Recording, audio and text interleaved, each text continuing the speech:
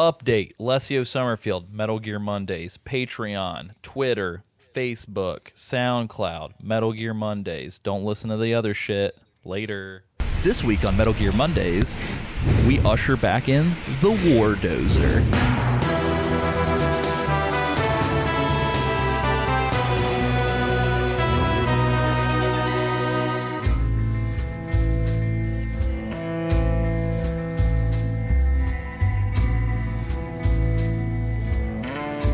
Ladies, gentlemen, boys, and girls, welcome to Metal Gear Mondays, the Metal Gear Book Club style podcast where we cover all things Metal Gear from top to bottom, inside and out, and hopefully in chronological order. As always, I am your host, Alessio Summerfield, and this week I'm joined by Isaac Lim. We're time traveling. And we're joined by a very, very special guest, spearheading the initiative for UK guests on the Metal Gear Solid 4 season. Our first international guest on the show ever, friend of the show and longtime listener, Ben Garibaldi Smith. Hey guys, how's it going? Woo! It's going pretty good. How's it going with you? It's good. It's been a long wait to do this. I'm very excited. So let's crack on. That's awesome. So real quick before we dive into where we are for this week, Ben, we have read your responses on the show before, but I'm trying to figure out at what point you made yourself known to us. So how early on did you start listening? Like when did you discover the show? So I picked up the show around the start of the MGS2 episodes. Okay. Doing the same thing that everybody writes in and says they do. So I was in the podcast app, searching for something Metal Gear related to listen to. Found the Metal Gear Mondays podcast, and picked it up around the start of Metal Gear Solid 2. But I started writing into you guys when we got to Metal Gear Solid 3. Oh, yep, that's right. It was a good season. I am a big fan of our MGS3 chunk of content, so it was good. We just had a lot of really good guests and stuff. Well, awesome, and likewise too. I'm curious. So, I don't know if it's strictly just a who listens to podcasts and who enjoys podcasts scenario, or if it's just like game media content in general, because we recently got the metrics for the first season of our Dev Diary show on Steam, and a wide range of the people who checked out the show were all European. I mean, granted, it was like, obviously there were quite a lot of United States viewers, but I would argue that like 50% at least were Western European. As with this podcast, we have a lot of UK listeners, a lot of Australian listeners, and so I'm curious. I mean, is Metal Gear more common for people to have lots of experience with in the United Kingdom? Because I don't encounter Metal Gear fans as frequently in my day-to-day. So is this something that maybe had a little bit more like cultural cachet across the pond, so to speak? So each time a new Metal Gear game was released, or a new console was released, so Metal Gear Solid 2 was like the spearhead of the PS2 advertising at the time, and the same for the PS3. So when Metal Gear Solid 4 came out, it was hugely linked to the console, to the point over here they released a special PS3 console in like a specific color. So when they do the clips of the Nomad, so in between the acts, there's a special Metal Gear Solid 3 with Sonny up in a little area of the Nomad. Oh. And that PlayStation was released in Europe. So the games are heavily linked to the consoles in that respect. So the big games over here. It's a big thing in the UK. That's awesome. I know in Europe as well. Yeah. As well, the advertising that goes on for the games. You see, we have like billboards. We've seen Metal Gear Solid 5 wrapped buses. Oh, things wow. like that. So the marketing behind the games in the UK is pretty big. So it gets a lot of visibility, and that's probably why you've got the following in the UK of the podcast. That's awesome. Yeah, and I mean, I will say it makes sense as well, because I know with Kojima Productions utilizing Guerrilla Games' engine from Horizon for Death Stranding, Guerrilla Games is also based in London, so it seems like there's a little bit of like a tenuous like UK connection now as well. So I don't know. That's super neat. Likewise, I will say for my entirety of life, I've always been jealous of the PAL region box covers and like the cases for video games. You guys just have like these really, like, at least with the PS1, these very thick, like, I don't know, very just like, I don't know, just the cases that we have over here for PS1 games just felt very flimsy, jewel case kind of plastic. And I feel like the PAL cases for the original PS1 games were just like very thick and very like, this is a game, god damn it. You know what I mean? Like, well, I never actually owned a copy of the first game. I only played it through friends. So I'm not actually sure, to be honest. Oh, I don't wow. think I ever saw the case. That's awesome. Yeah. Plus you guys, I don't know, European and Japanese box art, in my opinion, is always way more engaging than the standard American, like, cool guy with a gun on the cover, as seen with like BioShock Infinite and like Mass Effect and all that And other everything stuff. else. The other regions tend to get way cooler box art. But anyway, that's a conversation for a different time. Great. So yeah, for everybody who's tuning in, this is continuing our Metal Gear Solid 4 coverage. On the last episode of the show, me, Isaac, and Sam and Nick covered the first half of Act 2 of Metal Gear Solid 4. In this act, we find Old Snake going on retirement vacation in South America, catching some nice R&R, much needed. Actually, not at all. He's going on an international adventure to save Naomi from Liquid and his gang of robotic, cyber, sexy women with PTSD. I guess, as you do. But we are continuing on from the point where we left off. We might kind of cover a little bit of similar stuff here at the very beginning, just because Sam kind of alluded to the beginning of this mansion area, or at least Nick did last episode. But we're going to be covering from the Vista Mansion portion right after the power plant to the end of the act, which I had forgotten how much more there was after the boss fight in this act. Yeah, there's. I think we only covered like a third. The first part. So this might be a. Yeah, this might be a little bit of a longer episode. Ben, hopefully that's okay with you. Not a problem. Not a problem. I feel like for anybody who's keeping track, our record length of an episode is 2 hours and 45 minutes. So hopefully we don't break that territory with this one. But that's. I just wanted to put that out there for everybody. So yeah, here we are with Act 2, Part 2. Are we not forgetting something? Oh, Ben. Fumbling in the dark with Isaac Lim. Sam's gonna kill you for that. Isaac, can you tell us what happened in the most explicit terms that you can muster on the last episode? I gave us a very general recap. Can you give us the Isaac version? I was gonna say your explanations were a lot more than what I was gonna say, but I'll give it the best. Hit us what you were gonna say. It still doesn't beat the fumbling in the dark with Isaac Lim that involved Roy Campbell driving up and rolling down his window and like whispering to Snake.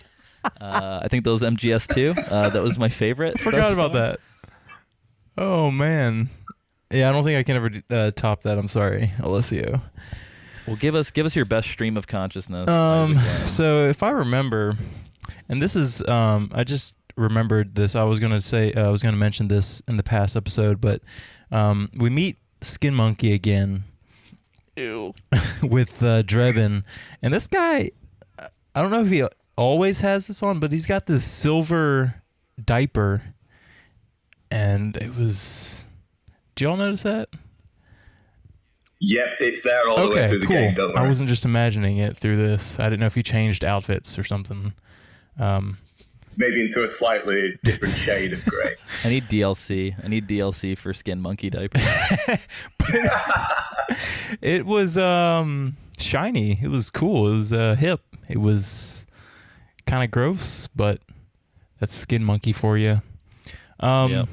That's the extent of what we did. We talked to Skin Monkey and gave him cigarettes. Oh yeah, and then we talked to Drebin, of course, but that's fodder. What else did we do? We did run into a lot of our old favorite characters. It's true. A mysterious person.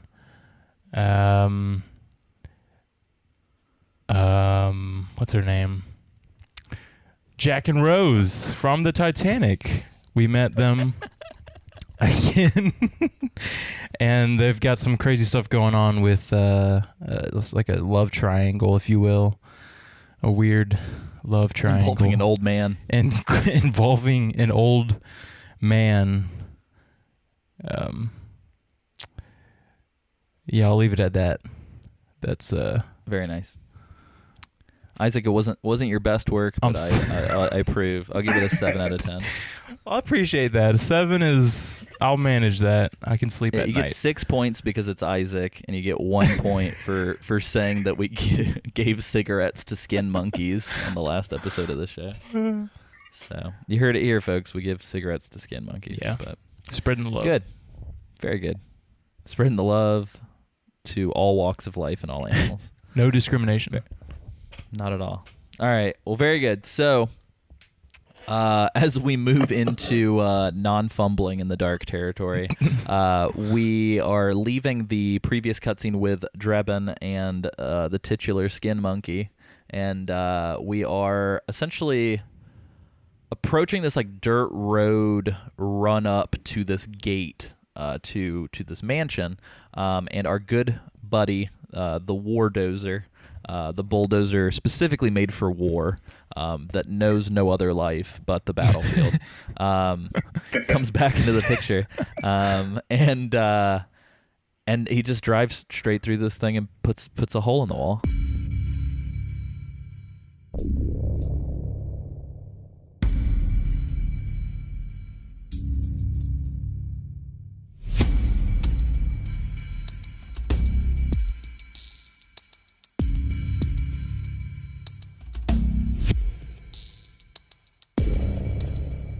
This entire time I was waiting for the B&B Corps to show up and just like destroy the Wardozer yet again. But the Wardozer cannot be stopped and will keep trucking. If this thing doesn't show up in every act, I'm going to be very upset.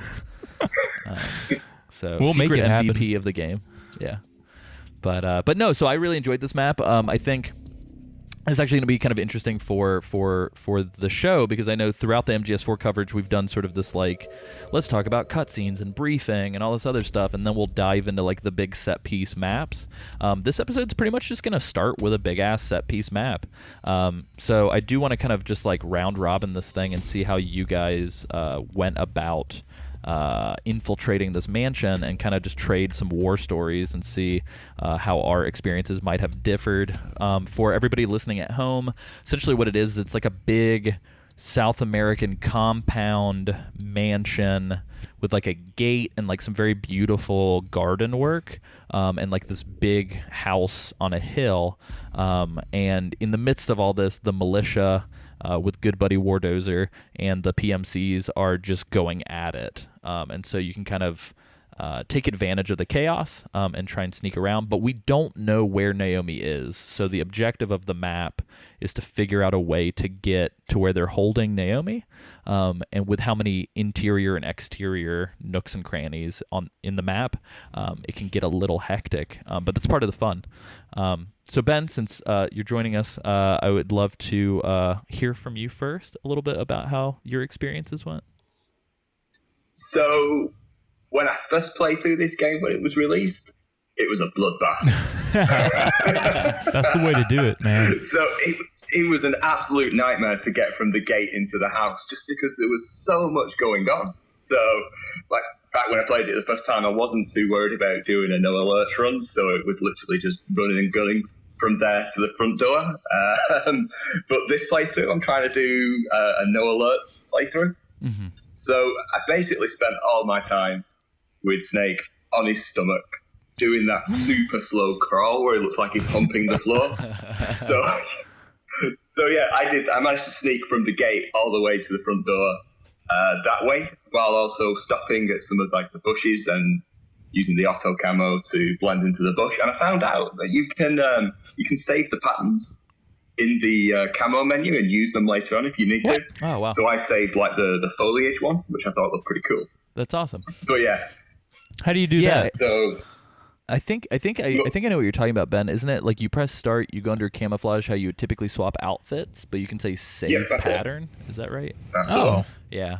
Dude, that's awesome. And when did you guys know when you shake the controller, it resets the camouflage? Yeah. It came up last episode. It was funny. So I think Nick mentioned it last episode, and then a listener tweeted at me right as we wrapped up the recording to also mention it. So I think everybody's kind of discovering it all at the same time. No, it's very neat. I've not used the save option on the pattern just yet, just because I guess for me I've realized. I mean, I'd imagine it saves a little bit of time to press pause and switch to it very quickly, but I almost feel like when you're in a given situation, like it's just going to blend in anyway. So I guess for me, I've just been curious as to like how that gets used in interesting ways. Did you find like a good use for it yet, or are you just gonna stash? Absolutely not. No. It's just there. It's just looks safe. Cool. Yeah, that's the one. I think the other thing, when I was trying to get to the mansion through the courtyard, I was doing my sneaky thing, and there's mortars going off, isn't there, from the roof, and one of them just square landed on Snake and said, just sent him flying, man. He went through the air and onto his back. But one thing I noticed, the way he landed, you can actually see his face, the angle the camera was at.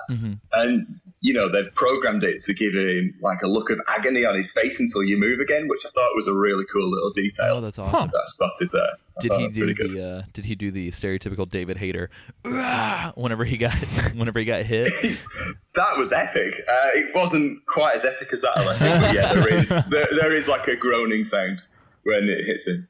But yeah, just noticing the detail on the face, I thought that was pretty cool. And again, I think that just shows how much Kojima Productions were making this a tech demo for the PS4 at the time. Yeah, it's wild. I not to get too much into, because holy sweet Jesus, could this turn into a Nier podcast if I don't stop myself? Oh yeah, let's.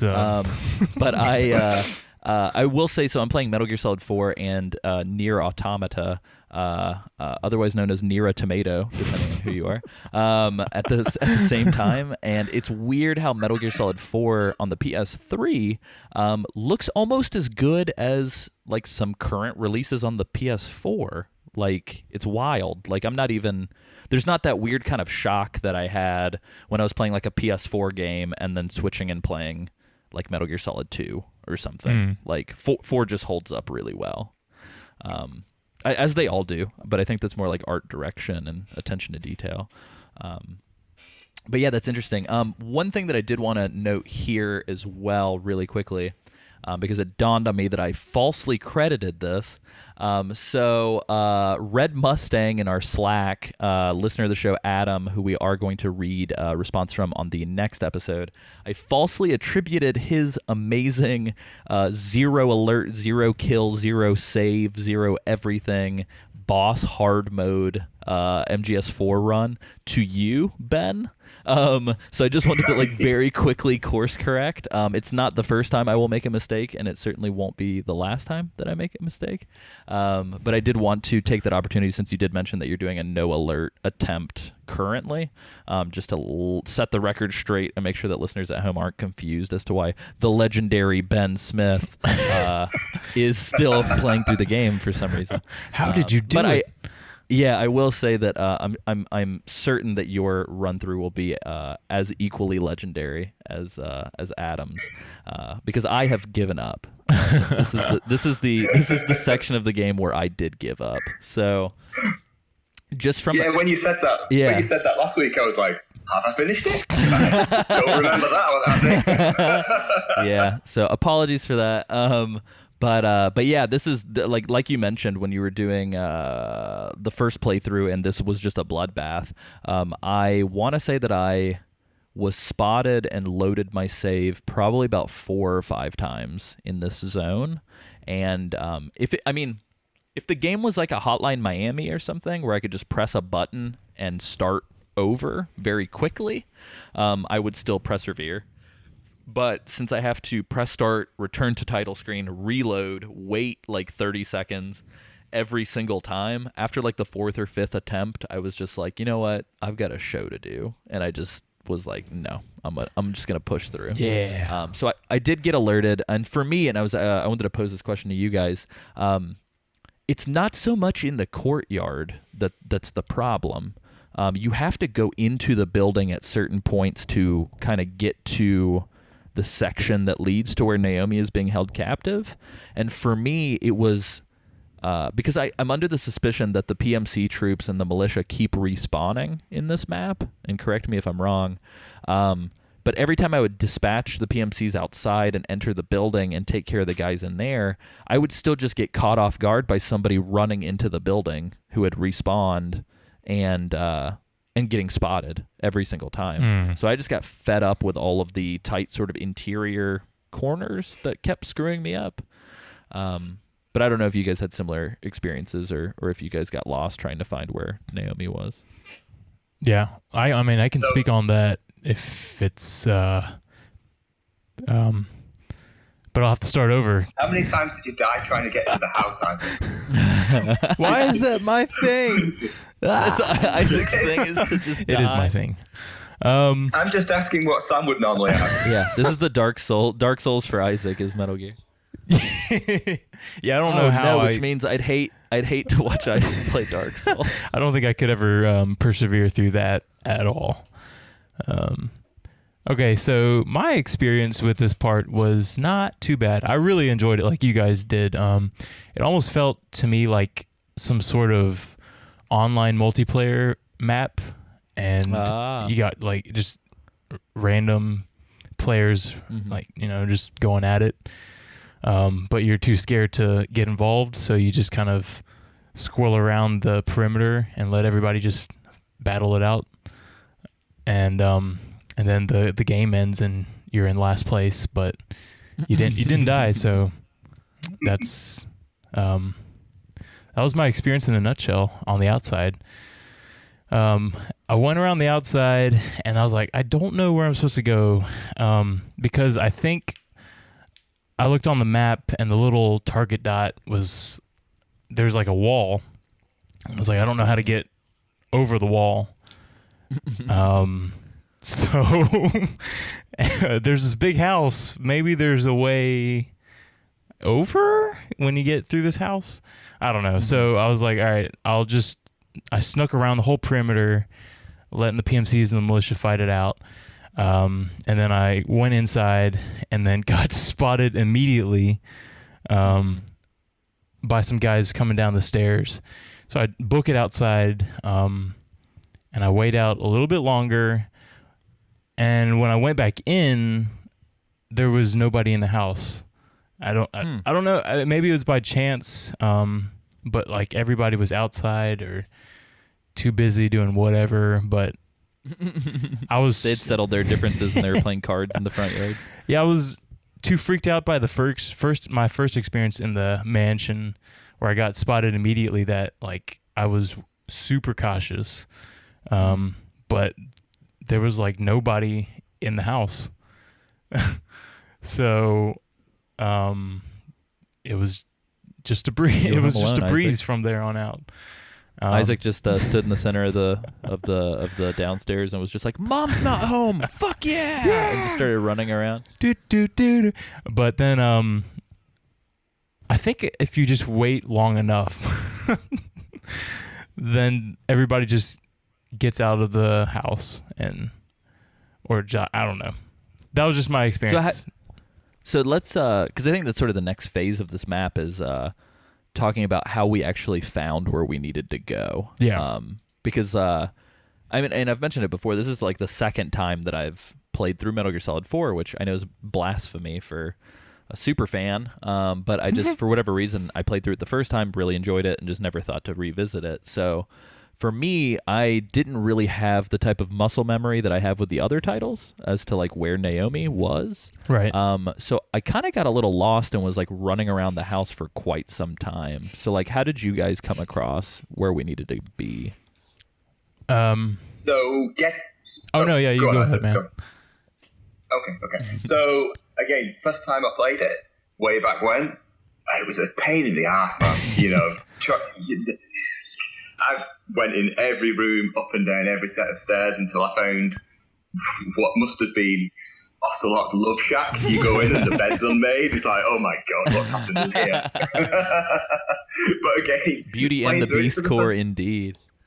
Oh, again, playing through it for the first time, I was like amazed by the level of detail in the house as well. You know, like the carpets, like all the artwork they'd put on the walls, everything on the sides. It was just, you know, playing through it, looking at this house, thinking, Jesus, this is amazing. You know, it was completely pushing the boundaries of what the PS4 could do at the time. It looked fantastic. But yeah, played it for the first time, found my way through the house completely by chance, found where I needed to go completely by chance. There was nothing strategic about it, just running around like a headless chicken trying to find a way out. This time, I knew exactly where to go, so it was, straight up. Nice. Didn't have any problems with the guards either. Again, you know, Isaac, you said there were none in there.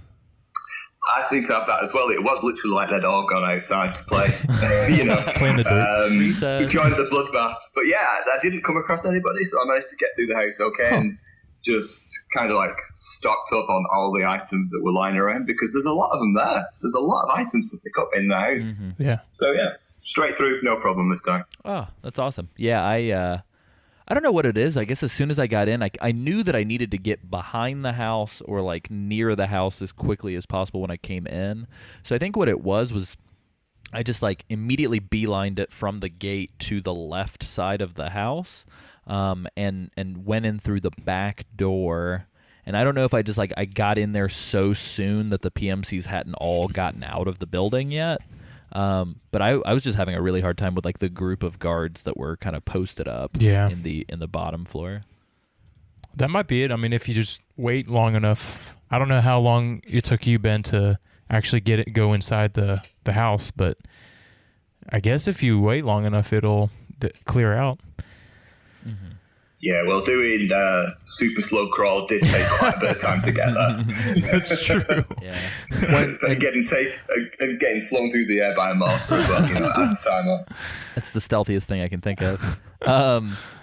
I will say last episode when Nick and Sam were alluding to the explosions or any sort of racket actually gives you that blue boost in the number for your camouflage index. Mm-hmm. That's very helpful too because I was wearing the militia garb for most of it because I was nervous that if I took off the militia garb that the militia would start fighting me. So I wore the militia garb for the entirety of the map until I got towards the building with no militia near me. And I will say that the fighting definitely helped because like my camouflage index I'm pretty sure was like 10 or something awful, but the fighting boosted it up to like 35 or 40. So that's super helpful too because you can kind of take advantage of the fighting to stay hidden. Are you going to be wearing that thing all the way through the game? Yeah, probably. No, I mean, well, and it gives you different ones based on the different regions as well, so you kind of do have to go without it. But without giving too much away, I almost kind of feel like the militia outfits do stop coming at a certain point because this kind of rinse, wash, repeat PMC versus militia snake siding with the militia scenario kind of runs its course about midway through the game, I feel like, and then it kind of goes on to different things. So if I remember correctly, but anyway, yeah, so how did you guys ultimately find the way to get to, because Ben, based on the notes that you've written here, it looks like you found a hatch on a balcony. Is that the same, is there only one way to get there, or are there multiple? So I went through Ocelot's Love Shack, and you can get out onto the balcony where the mortar is. So there's the mortar that took me out downstairs. I managed to trank the guy that was on that as some sort of sweet revenge. But yeah, out onto the balcony. If you walk across the balcony, you can drop down. So, you know, Isaac, you said need to get over that wall. Yeah. Going onto the balcony takes you over that wall, and you drop down into a really dark corridor, and you just walk down that. So yeah, balcony way for me. Nice. Yeah, I feel like it might have been the same thing that I found, but instead of going through the bedroom, I went through. There was a door that led to the front balcony area, I think, and maybe I just didn't notice that it was the bedroom. But I just like booked it through. There was a guy up there who I tranquilized, and then I found like a ladder that took you behind a boarded up door. Is that the same sort of. Yeah, that's Okay, the one. Cool. That's the one. Isaac, how did you fare as far as finding that? It looks like a wine. It's like a wine cellar, is what it kind of Down felt there. like for me. Like the underground kind of little I think storage. it might be actually, or some, because there's barrels and stuff down there, Mm-hmm. and it's kind of dingy with rats. But for me, I kind As of wine went. cellars are. I went with my instinct, the Isaac's instinct, where I was like, I need to go Trademark. over the registered and trademarked, copyrighted, pending, over the wall. And I was like, maybe I'll just go up to the top floor and see if there's a way out or something like that. So I just took the stairs up and then kept going until I got into this. See, I don't think I got to the roof the same way that you did, Ben. I feel like I went the same way that Alessio might have gone. Because I also don't remember this Love Shack place. I mean, I've seen it because it's where Nick Freda took the picture of Snake on his back with all the Playboys around him and said, like, "Get out of my room, Mom," on the Facebook. It's that bedroom. So I've seen it before. I don't recall if I saw it in the midst of the battle. Yeah. Things get crazy, Yeah. you guys. War is hell. You may not notice the room that you're in. But So, one thing I didn't find helpful at all, when I was playing through this first time, was the red dot on the solid eye radar. No help whatsoever in getting to that cellar. Nothing. yeah, there's no indicator as to like what verticality the dot is at. Exactly, Like it's not yeah. like, oh, it's upstairs, oh, it's downstairs. Like there's just, I don't know, it was very meaningless. And I kind of expected Otacon or somebody to call in and be like, Snake, there's a wine cellar access in the basement, but like nobody said or did anything. So I was like, all right, I guess let's do this. Yeah. Yeah, maybe he got some sort of 4D Soliton audio file like he did before. If she would have sent over a FLAC file, maybe Otacon would have known, but no. Yeah. I think I just got really lucky with finding the way out. Otherwise, I'd be stuck in the mansion forever, and I'd be like Home Alone forever. I'm sure there are people. So, and I'm keeping a save file for like every location as I go. I'm sure there are people who just revisit this area just to like go crazy and fight in the mansion environment. Which, as you said, Isaac, I feel like it'd be a really cool map. I'm sure there was like a Metal Gear Online map with this. I think that'd be awesome because it feels like a cool multiplayer arena. But cool. Well, anyway, so as we continue, we enter the next section of the area, which is the research lab. Most of this is going to be cutscenes until the boss fight. So as we typically do, I'm just going to kind of run through the bulleted points. Ben and Isaac, if you guys have specific stuff that you want to mention, feel free to just kind of dive in. But essentially, we're in this sort of string of cutscenes, which, I mean, we're almost a quarter of the way through the game, or almost like a third of the way through the game, so we should be used to cutscene on cutscene on cutscene on cutscene. But we're in this sort of like outside of this like shed that's surrounded by vines and fences, and it's, I don't know, it almost looks like a gardening shed. It's like a home office that somebody might have like in their backyard or something. What?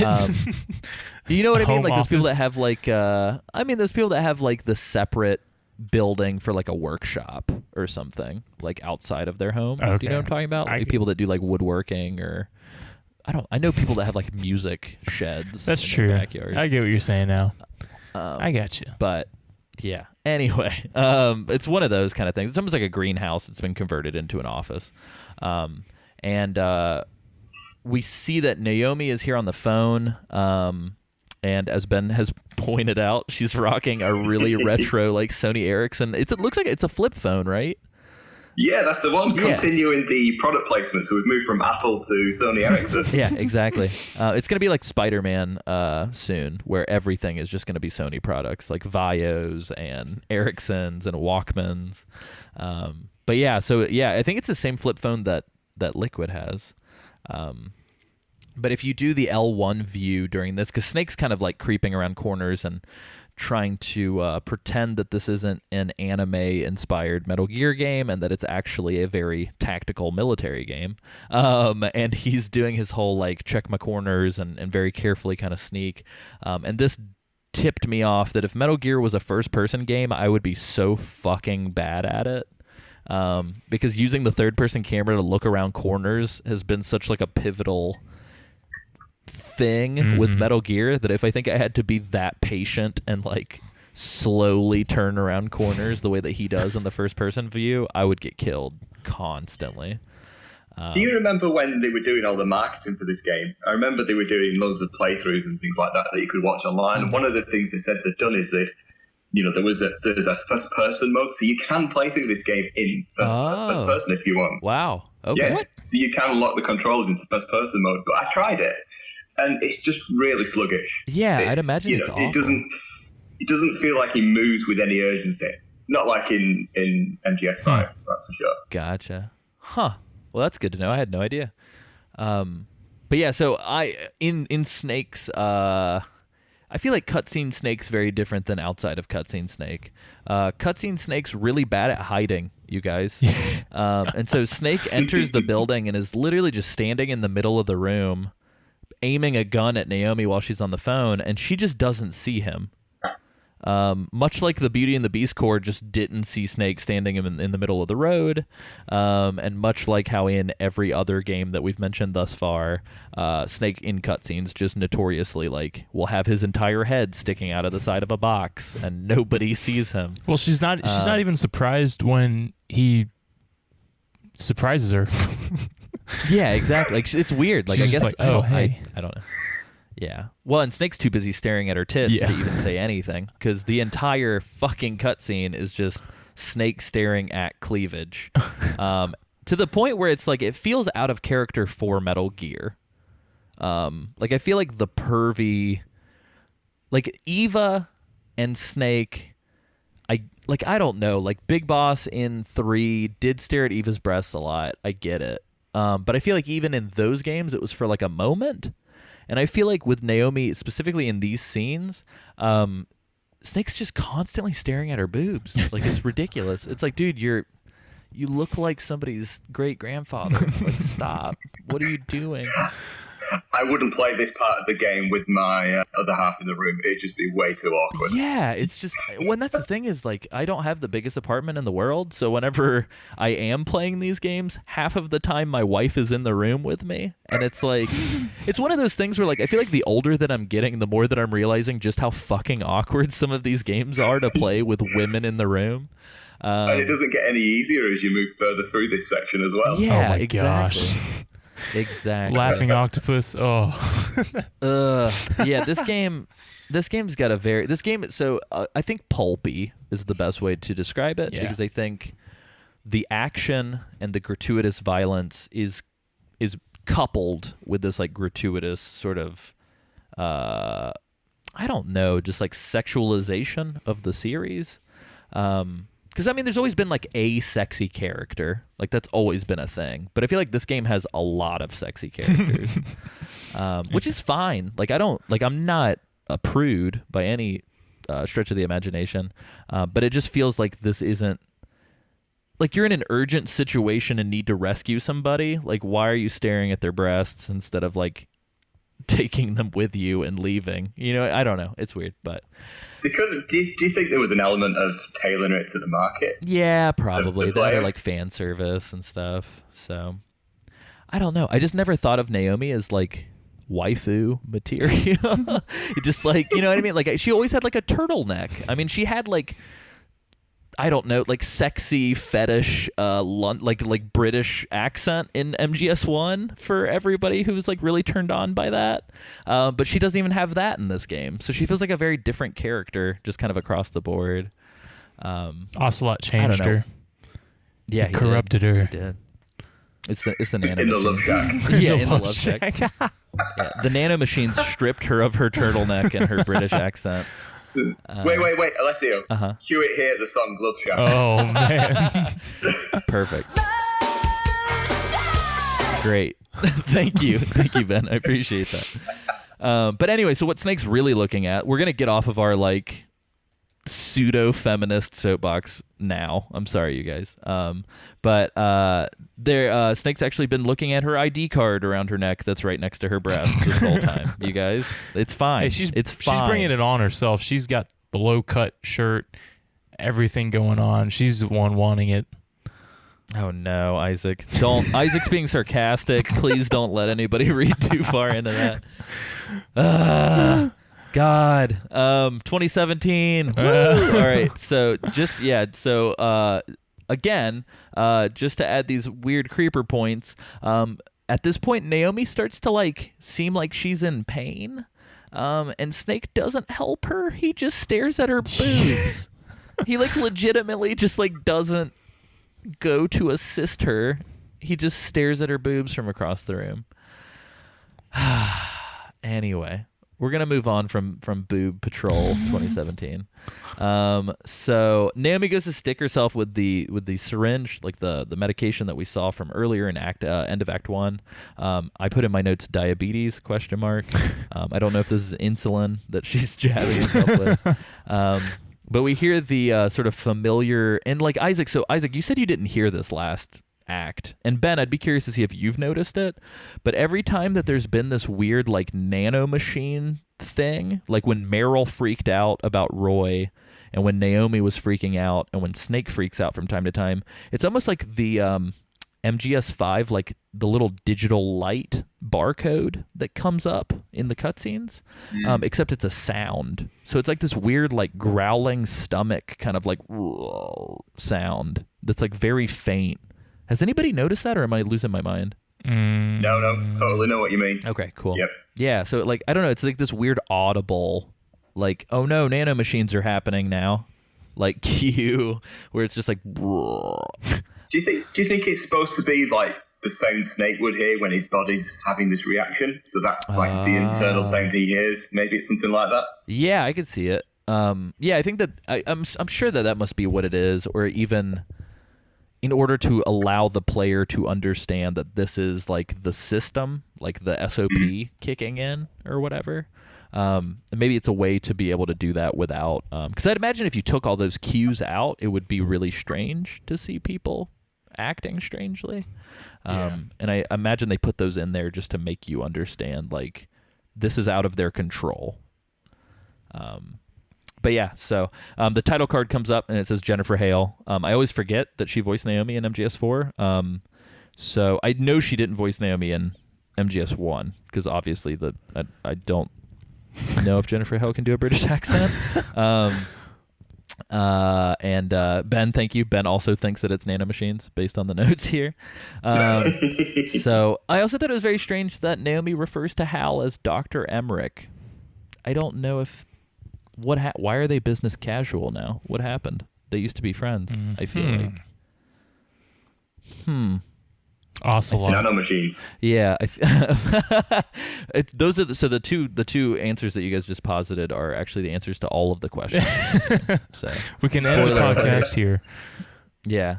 But yeah, so Snake very clearly, I don't know if you guys noticed, if you're in L1 mode, Snake is looking right the fuck at. There's like a stealth predator mode laughing octopus outside of the building while Naomi and Snake are talking. And if you hold L1, Snake's just looking her straight in the face. Like, why doesn't he say anything? I don't. Would you guys say anything? Like, I don't know. I don't know. I think he's probably distracted by her breasts. That's true. Let's be honest. Yeah, but Laughing Octopus also has breasts. So it's her breast now? He's moved on from Naomi to it's any breast. Laughing Octopus. Yeah. I think we need to move on. I think the SOP is secretly just boobs. Like anytime anything needs to happen, they just put boobs and they're like, here, mind control. Go do the thing that you need to do. But yeah, so Naomi, and on a more serious note, Naomi mentions that the SOP isn't just battlefield data monitoring, but that it's also used to control people's senses. And I feel like this has already been kind of discussed at length, but in typical sort of Kojima fashion, we're just going to dive more into what we've already been talking about. Ad infinitum forever and ever. We're going to go on and on and on about the SOP system, which is good because it does sort of clear up how this system works. So in the second part of the cutscene, we kind of do that typical like cut from gameplay to archival footage kind of thing that Metal Gear does, and we see these sort of like schematics and like digital Jurassic Park looking hacking stuff or whatever. You know what I mean? Yeah. Just like this isn't what computers look like, but we'll make it look like this for the viewer. So we see that the core AI is controlling soldiers' pain, emotion, senses, and all this stuff. Then she kind of drops a bombshell, which from an existential perspective, this scared the shit out of me to hear her say this, because I never want to be put in the hell that she describes. She says that what happened in the first act in the Middle East, what happened with all the PMCs losing their minds and like throwing up and beating the shit out of each other and just like crying, had nothing to do with what Liquid was doing, but what it was they actually had taken everyone off of the system all at once. And what happened was, like, since the system had been regulating their emotions, their adrenaline, their hormones, their just everything, their mental state, the moment they got pulled out of the system, all of the pain, the emotions, the memories, all of that stuff came flooding back all at once, and just hit them with, like, what I would assume to be, like, years of regret, remorse, disgust, pain, all at once. And that sounds fucking awful, you guys. Yeah, it's weird. So she essentially talks about how the way that the system regulates the PMCs is that anytime they perform a task that is deemed necessary, that the system will like boost their adrenaline and like give them a shot of endorphins and like make them feel good for making the kill or make them feel good for obtaining the objective, and will repress, like, if they kill like women and children, or if they kill like an innocent person, or if they do some crazy stuff, the system will repress any sort of feelings of like disgust or any sort of withdrawal. And but like with the system removed, it just like all of the emotional grief hit them at once. So these are essentially, and for all intents and purposes, and I know Kojima went on record to say that there are no zombies in Metal Gear games and that Metal Gear Survive looks awful. The PMCs sound like zombies. Like, they sound like puppets. So they're really just like bodies to be used by the AI is what we get to here. And Naomi kind of ties it together and says that that's what happened to Gray Fox. Frank Yeager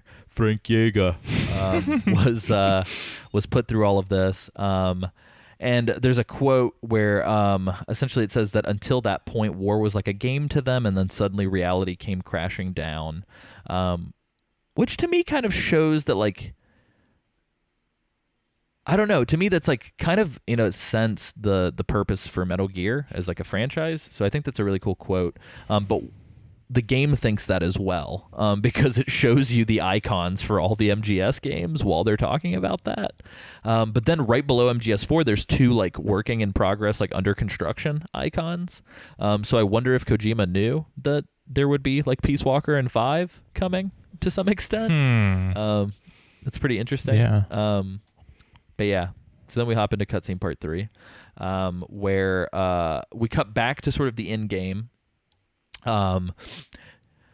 Naomi, I don't know, man. It just, again, with the creepiness, Naomi like hikes up her skirt and like pulls her leg out for some reason, and Snake's like creeping on her again.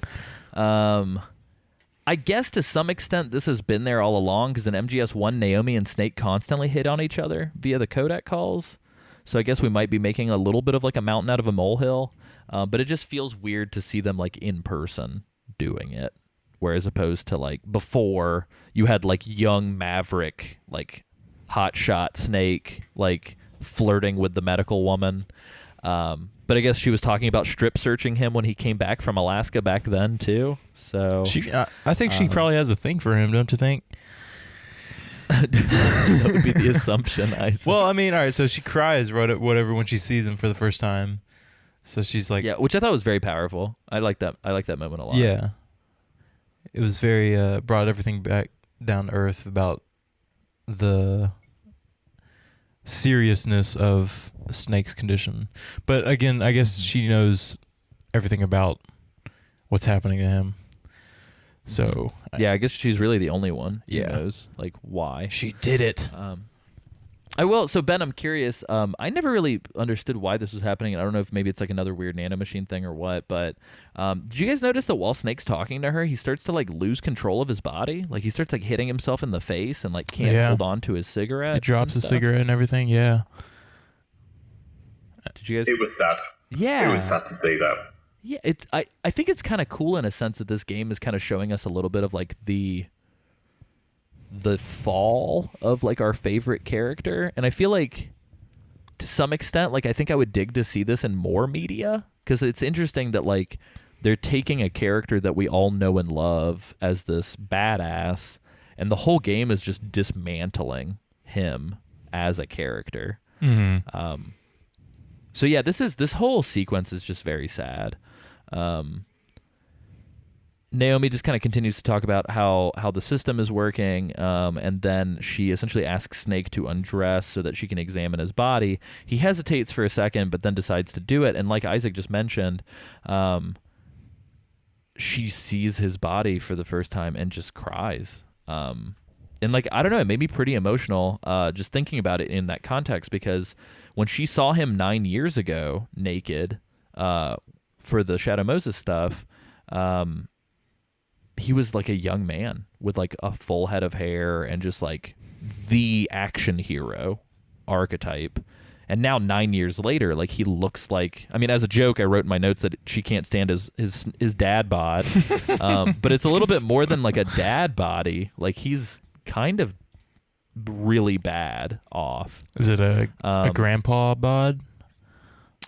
I would say that it's There's a first person moment, isn't there? You can hold down L1 and you can look at Snake in the mirror. Oh yeah. And it's pretty shocking. Yeah.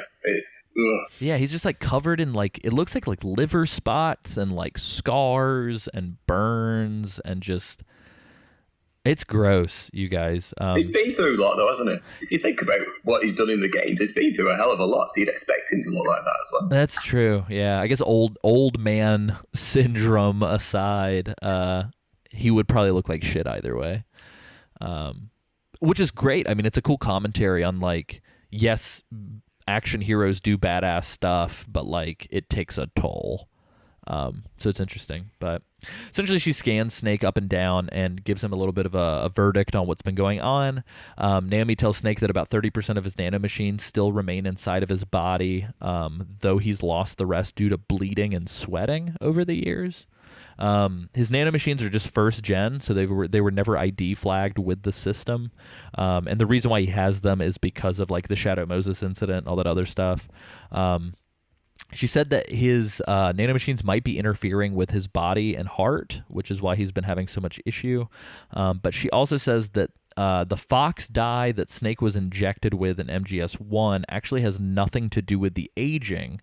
Essentially, what she says is that it's the cloning process that did this. So he was designed to be a weapon. So Snake can't even reproduce. So this is, I think this is the first time that we're told that like Snake can't reproduce, and Snake as a failsafe was designed to die off earlier than normal people, just because they didn't want others to have Big Boss's biological data. And so just so he won't end up in the hands of like bad people, I guess. This is sort of his natural lifespan. So he was never supposed to live as long as a normal person. And then we're unceremoniously prompted for a save in the middle of these cutscenes, because that's how many cutscenes there are. We have to save in between them. But Snake then asks Naomi how much time he has left, and she kind of answers vaguely and starts talking about like willpower and fortitude. And while she's doing this, she's transferring some files to a thumb drive, which I thought was really shady. I don't know if you guys noticed her doing this. But Snake kind of hits her back, essentially saying that that's bullshit. He's like, I don't want to hear about willpower and all this other stuff. I want to know like what's going on. And she kind of gives him some bad news, which makes his psyche meter drop, which I always love. And Naomi tells Naomi tells Snake that he only has about half a year left. And Ben, it looks like you've got a little bit of a note here as well about the psyche meter. Yeah, why does nothing ever improve his psyche? You know, he spent the first part of this cutscene staring at her boobs. Surely that would have sent it off the chart. Yeah, right? Like, maybe they should have lowered it, and then he looked at her cleavage again, and it just goes like, whoo. But essentially what Naomi says is that it's not due to his advanced aging as to why he's going to die in half a year, but it's because the more that his body wears down. And I thought this was actually pretty interesting. I think the first time I played it, I thought this was kind of bullshit.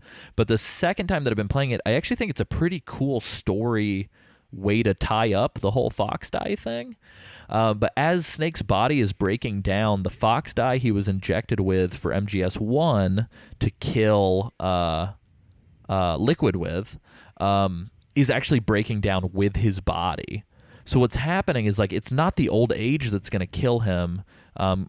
Obviously, he doesn't have a whole lot of time left, but it wouldn't be a half a year. It might be a little bit longer. What it is that as he's degrading, the fox dye is degrading. So the fox dye, instead of targeting specific people, as it kind of mutates, it's just going to fucking target anybody. So she essentially tells Snake that he's going to become like a weapon of mass destruction. Like, in half a year, the fox dye in his body will, for all intents and purposes, just fucking kill everybody around him. And funnily enough, that didn't make his psych meter drop. Yeah. Being told, like, Snake, you're going to be a walking nuclear warhead, he's just like, oh, okay. Like, no adjustment in the meter whatsoever. But if you tell him he looks like an old man, it'll go down.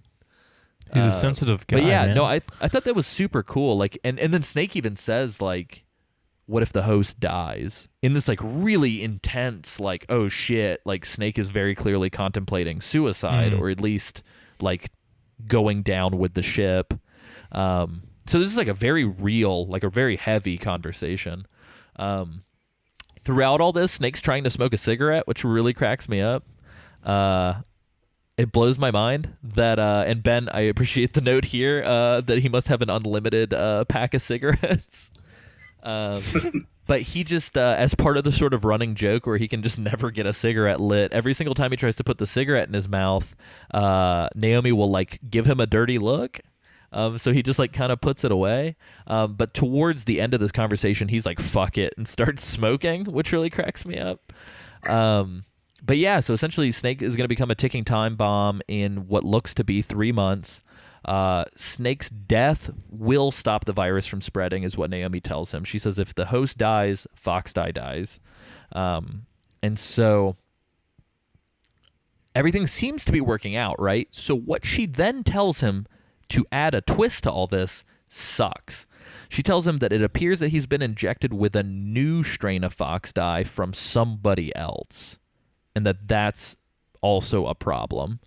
And so she and Snake kind of come to this consensus that maybe Drebin is the one, since he injected Snake earlier in this game. So Naomi gives Snake a bunch of inhibiting drugs, sort of the same thing that she's been jabbing herself with, which kind of, I would say, tells us that maybe she's dealing with also a little bit of a nanomachine problem. I don't know if it's fox dye per se, obviously, yet, but maybe we'll learn a little bit more. But she gives Snake the same sort of drugs that she uses to keep her nanomachines in check. She says, pretty interesting caveat, I don't know how this works within the gameplay because I've not used them yet, but she says that whenever he has seizures and other issues that he should use it, but however, the more that he uses it, the more of a tolerance he'll build up, so it'll actually lessen its ability to do anything as he continues to use it. So essentially Naomi then tells Snake that she will tell him where Liquid is if he can free her, because apparently she can't leave of her own free will. And I don't know if that means that, like, her nanomachines are inhibiting her from leaving, or if that she's got people sort of watching over her. Or what, but she just says, I can't leave. If you take me with you, then I'll tell you where Liquid is. She also tells Snake that Liquid has changed his plan. No longer does he want to no longer does he want to do what we thought he was going to be doing, but now he wants to seize control of the system completely. and so that he can take advantage of this system and make it his own. And so the name of his sort of plan is Guns of the Patriots, which is also the subtitle of the game. Naomi then has like a little bit of a weird sort of headache situation, and then a flashbang stun grenade breaks in through the window, blinds everybody. Naomi grabs her thumb drive with the data that she was collecting from Snake's diagnostics, I guess. And some PMCs and frogs show up and escort her out of the building, and then we begin our boss fight.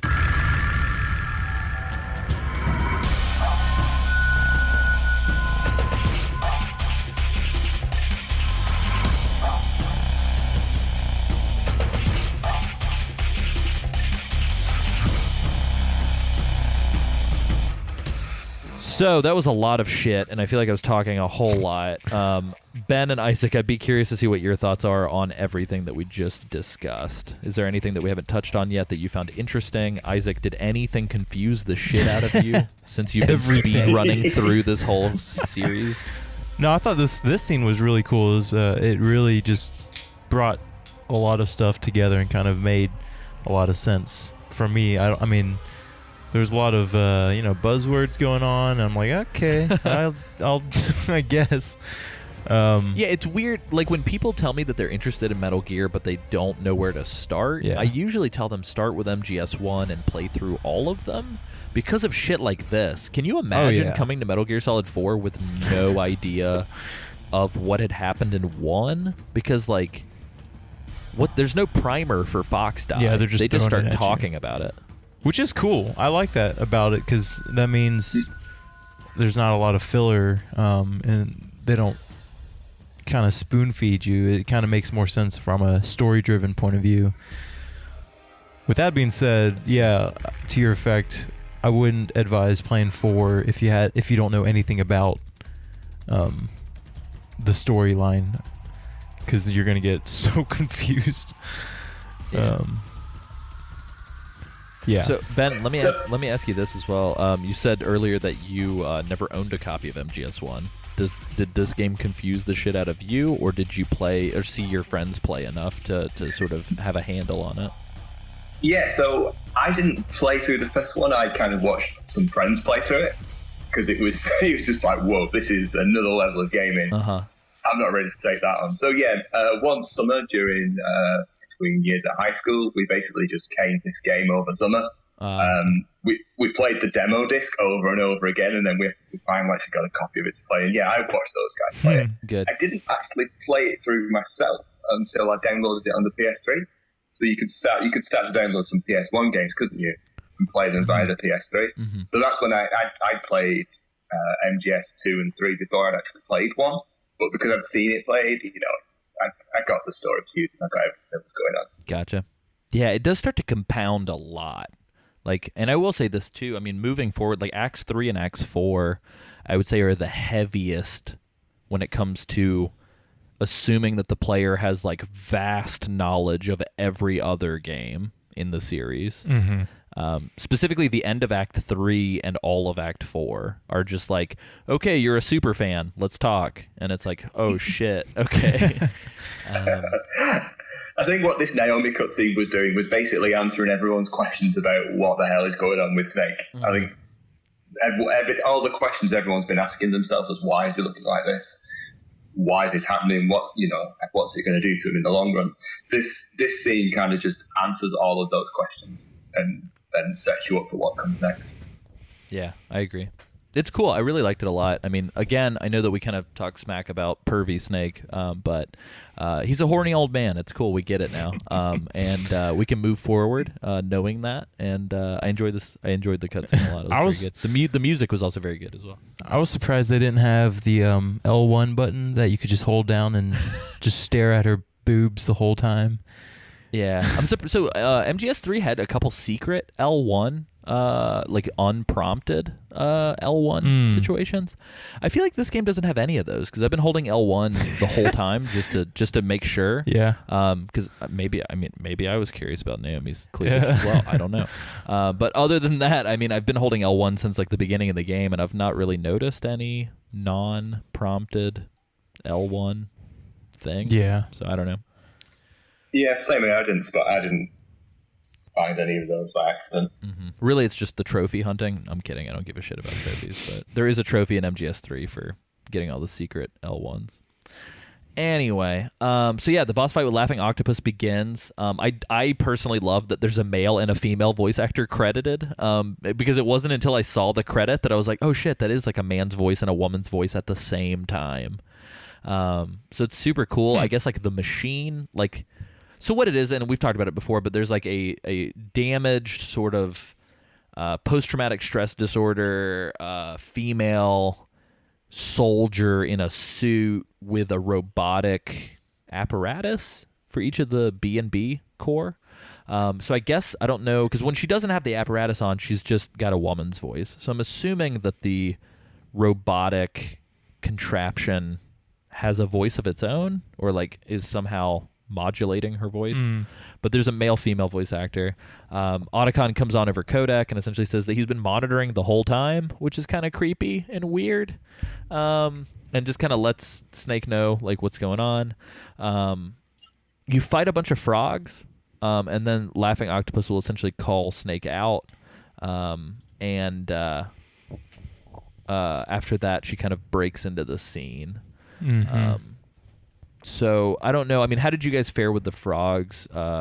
It's a little bit of a claustrophobic environment, considering the way that the past fights with the frogs have gone. Yeah. Did you guys have an easy time or a hard time with the frog unit? I just want to say one thing. I noticed right before all this happened, when Naomi gets ripped out by the guys, she runs and snatches the thumb drive and. Yeah. Oh, did you mention that? Did I miss that? Yeah. It's fine. When I Cut drone this on, outta here. when I drone on Get for this half outta an here. hour at a time, My I bad. too My bad, don't man. even understand what's coming out of my mouth at that point. So it's fine. I get it. Sometimes I just let it roll over me. You know, it just kind Oh, of. it's fine. It flows within you. My bad, man. Just cut all that out. Oh, you're fine. I don't want to cut anything. You're fine. I don't want to edit. How dare you? Fine. Yeah, so we deal with these frogs, and then the octopus herself shows up. Yeah. Let's camp out here for a second, you guys, because it seems like you guys had the same situation that happened with me, where it looks like we all tried to non-lethal the Laughing Octopus and realized that the Mark II sucks ass for that. Terrible. And it looks like you guys just rolled into a straight lethal, and I was like, no, I'm going to make this work. So what did you guys do? So I'll jump in first here. So I started off with the Mark 22. Pointless, completely futile. she used her Solidus tentacle arms, because I was looking at that and thinking, that's just Solidus. Yeah, that's true. I didn't even think about that. Yeah, so I started off with the Mark 22 and she just kept blocking them, absolutely pointless.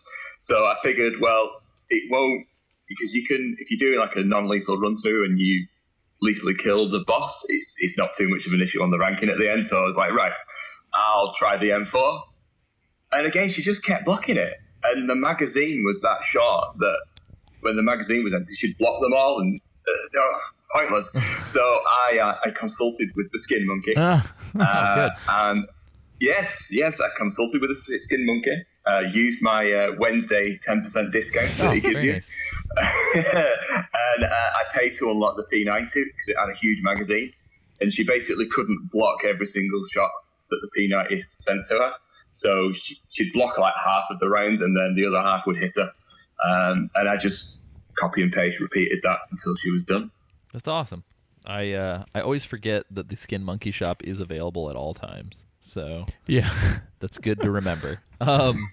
Isaac, what route did you go? Did you go the full blown Sam Wright double barrel shotgun? What'd you do?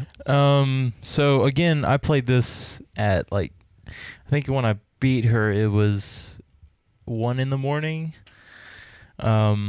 So Yeah, typical Isaac.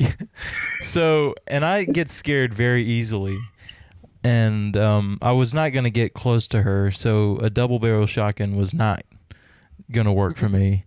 No way I was going to get anywhere within a 10-foot radius.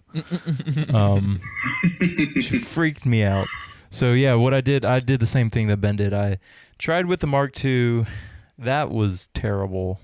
I died a couple times. Same old. It was some automatic weapon that I had that I just used. I was like, I'm just gonna try this, and it worked. I mean, it took a long time because like she was blocking it with the tentacles after a while and whatnot, and then she would disappear, and then I used the night vision goggles. That helped a lot to try to figure out her position and where she is, because at one point she hides in like a box or something like that on the shelf, and you can't really see it. Like her tentacles look like pipes or something, but with the night vision you can kind of see through her. I don't know. You can kind of, it's easier to see her with them on, so that helped a lot. Well, yeah, and there's just for everybody listening who's maybe not playing along, there are specific sort of moments in this boss fight. So Laughing Octopus shows up once you've dealt with all the frogs. And again, this is a very small building. And what she's doing is not only is she sort of chasing you and kind of like using the tentacle arms to like pull herself up to the ceiling and kind of get the jump on you, but she'll also camouflage in and disappear and like blend in either invisibly into like a painting on the wall, or she'll, like Isaac mentioned, will sort of take the shape of something in the environment and just kind of wait for you. I noticed she took the form of like a dead frog and would like lay with the other dead bodies, and then whenever I'd run past her, she'd like grab my foot. Yeah. So it's, after that, she turns into, is it Naomi laid on the floor? Yeah, Naomi. Oh, remembering that right? And then she turns into a life-size Metal Gear Mark II. Yeah, there are a couple weird like hallucination moments. I wonder where she is. Oh shit, there's a life-size Metal Gear Mark II. It must be her. Yeah, it's very creepy. Well, it's got Otacon's voice. He goes, "Snake, over here." Oh yeah. And kind of lures you over there, but it's obviously not Otacon. Yeah, your friends are dead. Snake. Yeah, it's very creepy, but yeah. So How did you? Sorry, go on. No, you're fine. Go ahead, Ben.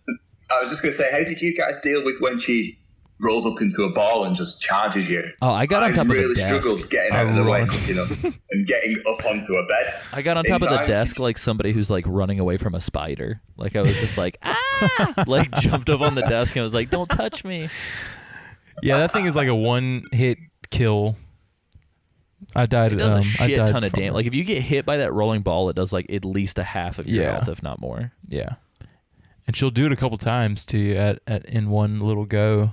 That's how I died once. She just rolled in the ball, and before I could get up, she rolled and smashed me again, and then I died.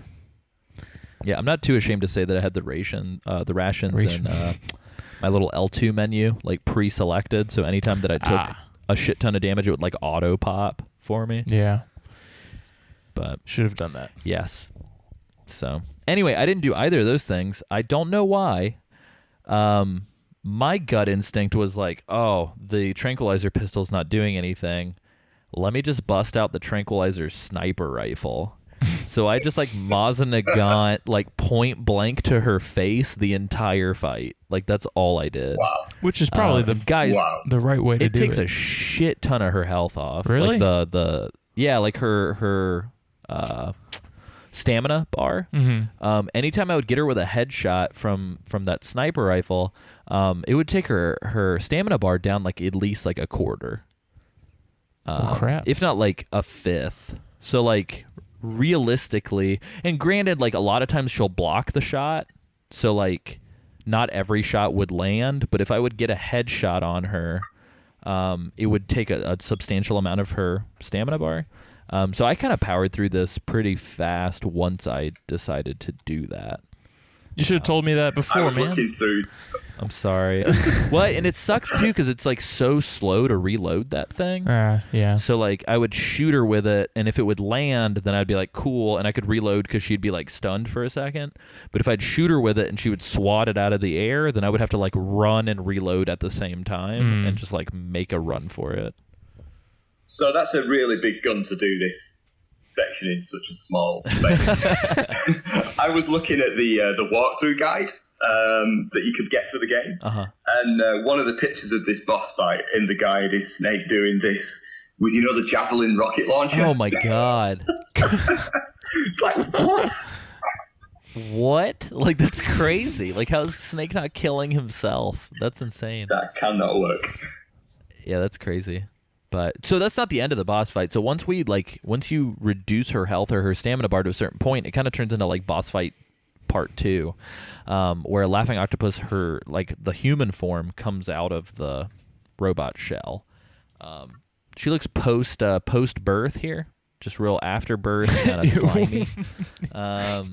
And she spits up a lot of ink or blood. I'm not really sure. She just kind of throws up a bunch of black liquid. Yeah. It's messy. Yeah, and she's a very pretty woman. She looks like a Norwegian supermodel or something. But almost like the singer Robin at a younger age. That's pretty apt. Yeah, Well, I could see that. Yeah. Wasn't the thing with this Beauty and Beast core was like the actual motion capture actors and what the faces are based on? They were all models, weren't they? Didn't Kojima hire models for them? So Kojima's secretly Old Snake, is what you're telling me. So, yeah, I'm sure they were all actual models that were hired. Yeah, let me look into it real fast. Let's see here. So Laughing Octopus, also known as the Devil's Child, and informally referred to twice in the game as Tentacles. That's weird. Tentacle. Let me see real quick. So she actually is Scandinavian in game, but let me see who she is. Voice. So motion capture is Haruna Aimoto. That's definitely like a Japanese woman. Let me see real fast. I think it's super cool that Laughing Octopus was the first boss fight that we had in MGS4 with one of these, because I think it's a very cool one to start with. Brings you in. So she's referred to as Laughing Beauty, apparently, whenever she's out of her shell.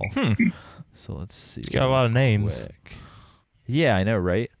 This is interesting. If the player uses non-lethal methods to neutralize her, she would be snoring, unlike the other B&B members sound when they are defeated. Let me see real quick. Her appearance is based on South African model Lindell Jarvis. There we go. There we go. But she didn't do the mocap. I think it was just like modeled after her face. Okay. Lindell Jarvis is a model and a very pretty woman.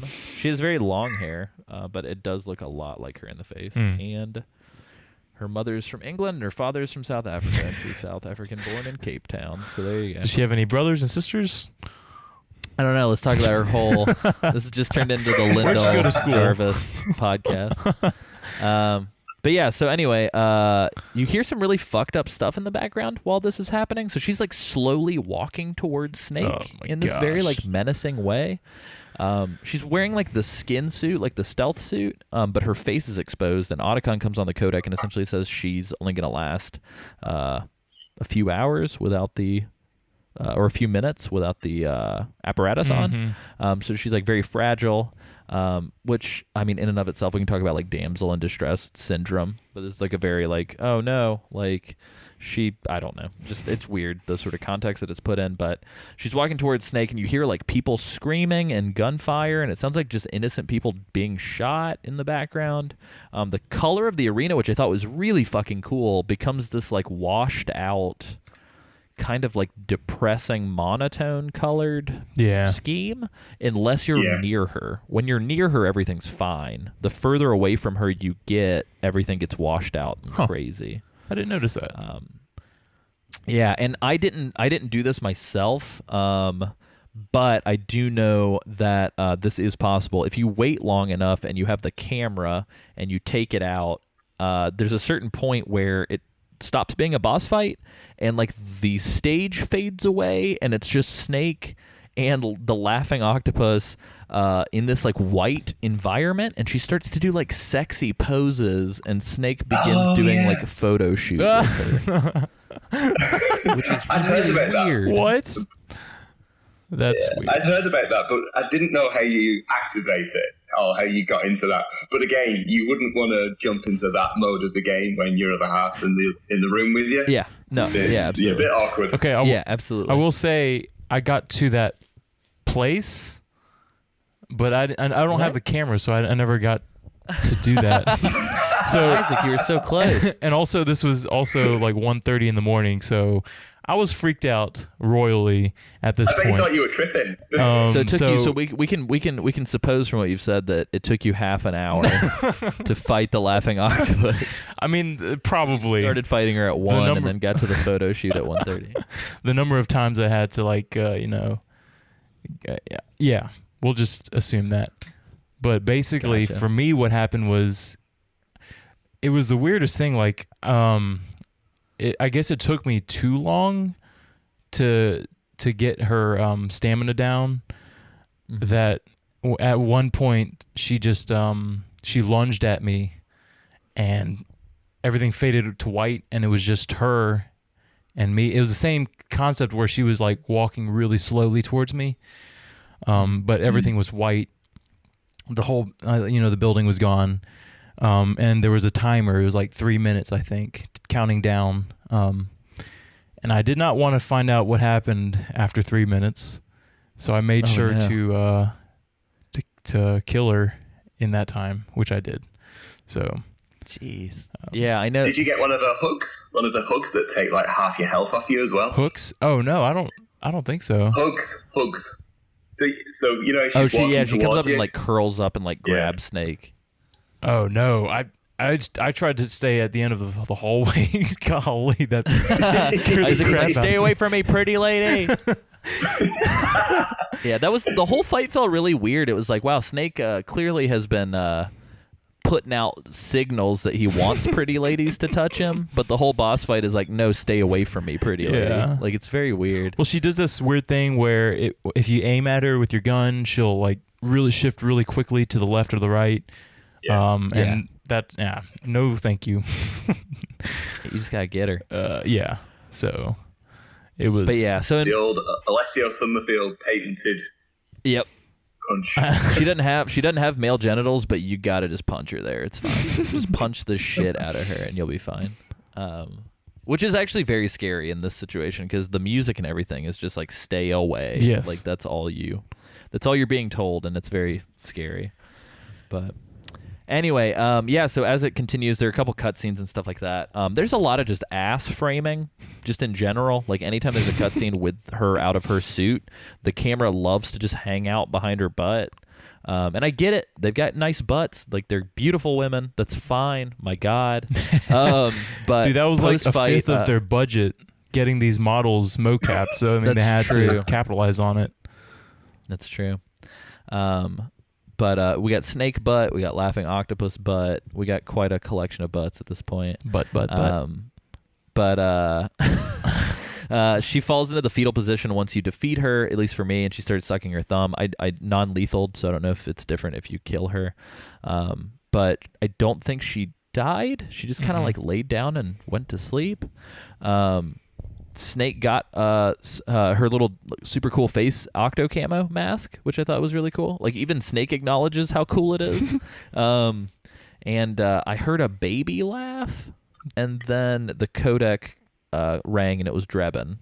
And Drebin goes into this like, maybe I'm the only one who feels this way, but in an attempt to contextualize the Beauty and the Beast core, Metal Gear Solid 4 has this really bad habit of like making the backstory for these bosses extremely laughable. So like it was so over the top as to be insane for me. So every time we fight one of these, Drebin's going to call in and tell us their backstory, which it feels a little disingenuous not coming from the boss. Because like the reason why we got upset when Psycho Mantis died is because he told us all this stuff. But instead, Drebin calls and he's like, "Oh, hey, Laughing Octopus, you just got rid of her. Cool. She was born in like a little fishing village. The fishing village got destroyed, and like everyone got slaughtered except for her. And then the attackers forced her to torture and kill all of her family and friends." And just goes on this crazy, gratuitous, over-the-top, like, she let fear take control. She, like, murdered her friends and family while torturing them. The attackers made her laugh while she did it. And just, like, all of the blood of her loved ones became black like ink, so she took on a persona of an octopus and all this other stuff. And it's just, like, it was to the point where I half expected them to be like, and then she ate her dog and like killed a bunch of school kids with her bare hands. Like I was just like, what the fuck, man? Like it's a little over the top. The monologue that he does, it starts bad. It just keeps getting worse and worse and worse. And you're thinking, how extreme is this going to get? How far are they going to take this? Mm-hmm. So yeah, totally get what you mean there. Yeah, like I said, it feels a little comical, especially with the way that it gets laid out for you. But yeah, so anyway, if you non-lethal, I don't know what happens if you lethally take her down, but if you non-lethal her in the way that you select the costumes for the militia and all that stuff in your start menu, not only do you get the face camo, but you also get her face. So I get to cosplay as Old Snake dressed like Laughing Octopus. So like I get like her like pretty South African model face on Snake's body, which is very upsetting. Kind of creepy. Yeah, it's weird. But yeah. So post boss cutscene, Snake starts to have the funky nanomachine situation hit him. I'm pretty positive that he hits himself with the injection from Naomi's thing that she gave him, and we follow some footprints into the woods, and there are a bunch of footprints. So Snake takes his knife and stabs them into some footprints. I'm not really sure why.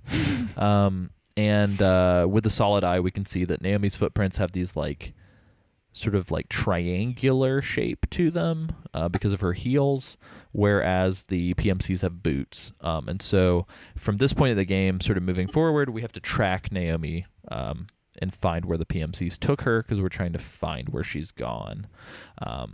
Jack hops on a codec call with us and starts talking about tracking, which is really weird because Snake's just like, I'm not like Big Boss. I'm not good at tracking. And Raiden essentially tells us that he like traveled the world and became fucking like world's most interesting man from the Dos Equis commercials, apparently. Which overcompensating for everyone that thought it was boring in MGS2. Yeah, I would agree with that. Like it was a little much. He was like, I don't know. He like lists all this shit where he's like, I've traveled and done this and this and this, and I was like, okay, I didn't need to know all that. But yeah, so we essentially have to track Naomi and deal with some ambushes and stuff like that. So, but Jack does tell us like you can't keep your solid eye connected because they'll hear the buzzing of your. I don't know if that's true because I had it the whole time and no one. It's the night vision, not just the solid eye. Oh, I see. If you and night vision completely breaks this section of the game because you can see every single footprint, every single direction that it goes in. Just makes it super easy, and that's how I got through this section. The only problem I had was when the battery ran out. Oh, yeah. You lose it. You have to wait for it to charge again, but it just breaks this section of the game using the night vision. For sure. Yeah, and the way that it kind of turned... So if anything, I feel like this section of the game felt very MGS3, where it's essentially a bunch of little... Like, I feel like if this was MGS3, the little trails would be loading screens, and then the little, like, circular clearings would be, like, their own little, like... title cards. Yeah. But we enter like what's essentially a series of like circles connected by lines, and we kind of go through these little like mountain hallways to get to different like clearings to try and figure out where everybody's gone. And what's weird is like there aren't really enemies patrolling. There's like enemies just like hiding behind rocks and trees. And if And you, again, if you're using the night vision, you can see them before you come around the corner. They stand out like a sore thumb. well, even if you don't, you can hear them. Like they'll be breathing. Like I wandered in and I came up and I guess I was behind somebody that was behind a tree, and like before I was even 10 feet away from them, I just heard like, and I was like, okay, like they may as well have just been like, I'm gonna get Snake. I was just like, all right, like I'm right here. It was weird. So I don't know. It's not that difficult. I don't feel like you just have to kind of take your time. If you like run at full stride without looking around, it's probably pretty easy to get spotted. There is a section at one point where you come across where there's like some claymore mines, which tends to be a little tricky. And this sucks because I think I'm going to have a kill added to the end of my Act 2 screen. I tranked a guy and put him to sleep, and then like I thought the claymore was far enough away to not hurt him, so I tranked the claymore to get it out of the way, and it fucking killed him. So that's unfortunate. I had to reload a couple of times because I got spotted because they are hiding, but they're in really obscure places where I didn't spot them sometimes. So I had to reload a couple of times to keep like no alerts going. Gotcha. But, yeah, it's a fun little section, and there's the river section, isn't there, as well? There's a little waterfall in the river that felt like the end boss battle in MGS3, where you have the section with the river and waterfall as well. I thought, Yeah. nice little throwback there. Yeah, I feel like in general, like again, most of this feels like a cool throwback to like MGS3 sort of environment. But yeah, so essentially, I'm trying to see if there's anything sort of note. Is this where, and I didn't spot it, but is this where the weird crop circle, like I Need Scissors 61 callback is? Did anybody find that? It's around here somewhere. Okay, I found it. I think it's before the river because I didn't. Or yeah, it would have to be before the river because I post river started to look for it and couldn't find it. I'm trying to remember where it was. It freaked me out, man, because just hearing his voice. Assuming it was like 2 a.m. at this point. At this point, yeah. But yeah, it's. I can't remember if it was post or pre river, but it's in this. I don't know. Yeah, essentially what it is like there's almost like a you come across like a miniature crop circle, and when you stand in the middle of it, you hear sort of like flashback voice of Roy Campbell just saying like the weird shit from MGS2. So he does this whole like I Need Scissors 61, or like I think he like I was driving home and I like looked up and like disappeared into the sunlight or whatever weird story. But it does those, and I don't know if you get anything for it necessarily. You get it's just kind of like an You Easter do. egg. You get some Drebin points for listening to it to the end. Oh, really? You get like a boost of Drebin points. Oh, I guess I didn't stay to the Drebin end. calls you up. He's like, I'm gonna pay you for that weird story you just heard. But so there's that, and then there's another Easter egg which I did find, which is you can come across a little clearing where it looks like the development team did like Hollywood style, like hands, like the little like hand in the cement kind of thing that you do. Oh yeah, that's pretty cool. Yeah, I so remember they that, did like yeah. the I found handprints that. for all the dev team, which I thought was pretty cool. Did you guys come across the families of guinea pigs? Yeah. Yes, tracked them. They're amazing. I like found one, and then like 5 more came after him, and I was like, "That's amazing!" And they're all going like, "Wah, wah, wah." Yeah. It's pretty good. Little cute guys. There's also there's a house set up where I feel like some PMC guard was just like, they put like a cassette tape of Naomi's voice in a radio, and then put it in a house. And so like if you don't sneak up to it, there's just a house where you hear Naomi be like, "Snake, come save me, please, Snake, I'm here." And you like enter this house, and if you don't spot it, there's like somebody with a sniper rifle across the way. And so like as you come out of the house, they'll just fucking blow your head off. But I was able to just like snipe I sniped the person out before they sniped me with the Masanagant, and then I just like walked in and like turned the radio off and was like, "This is stupid." But yeah, I'm trying to think if there's anything else that I found that was of note.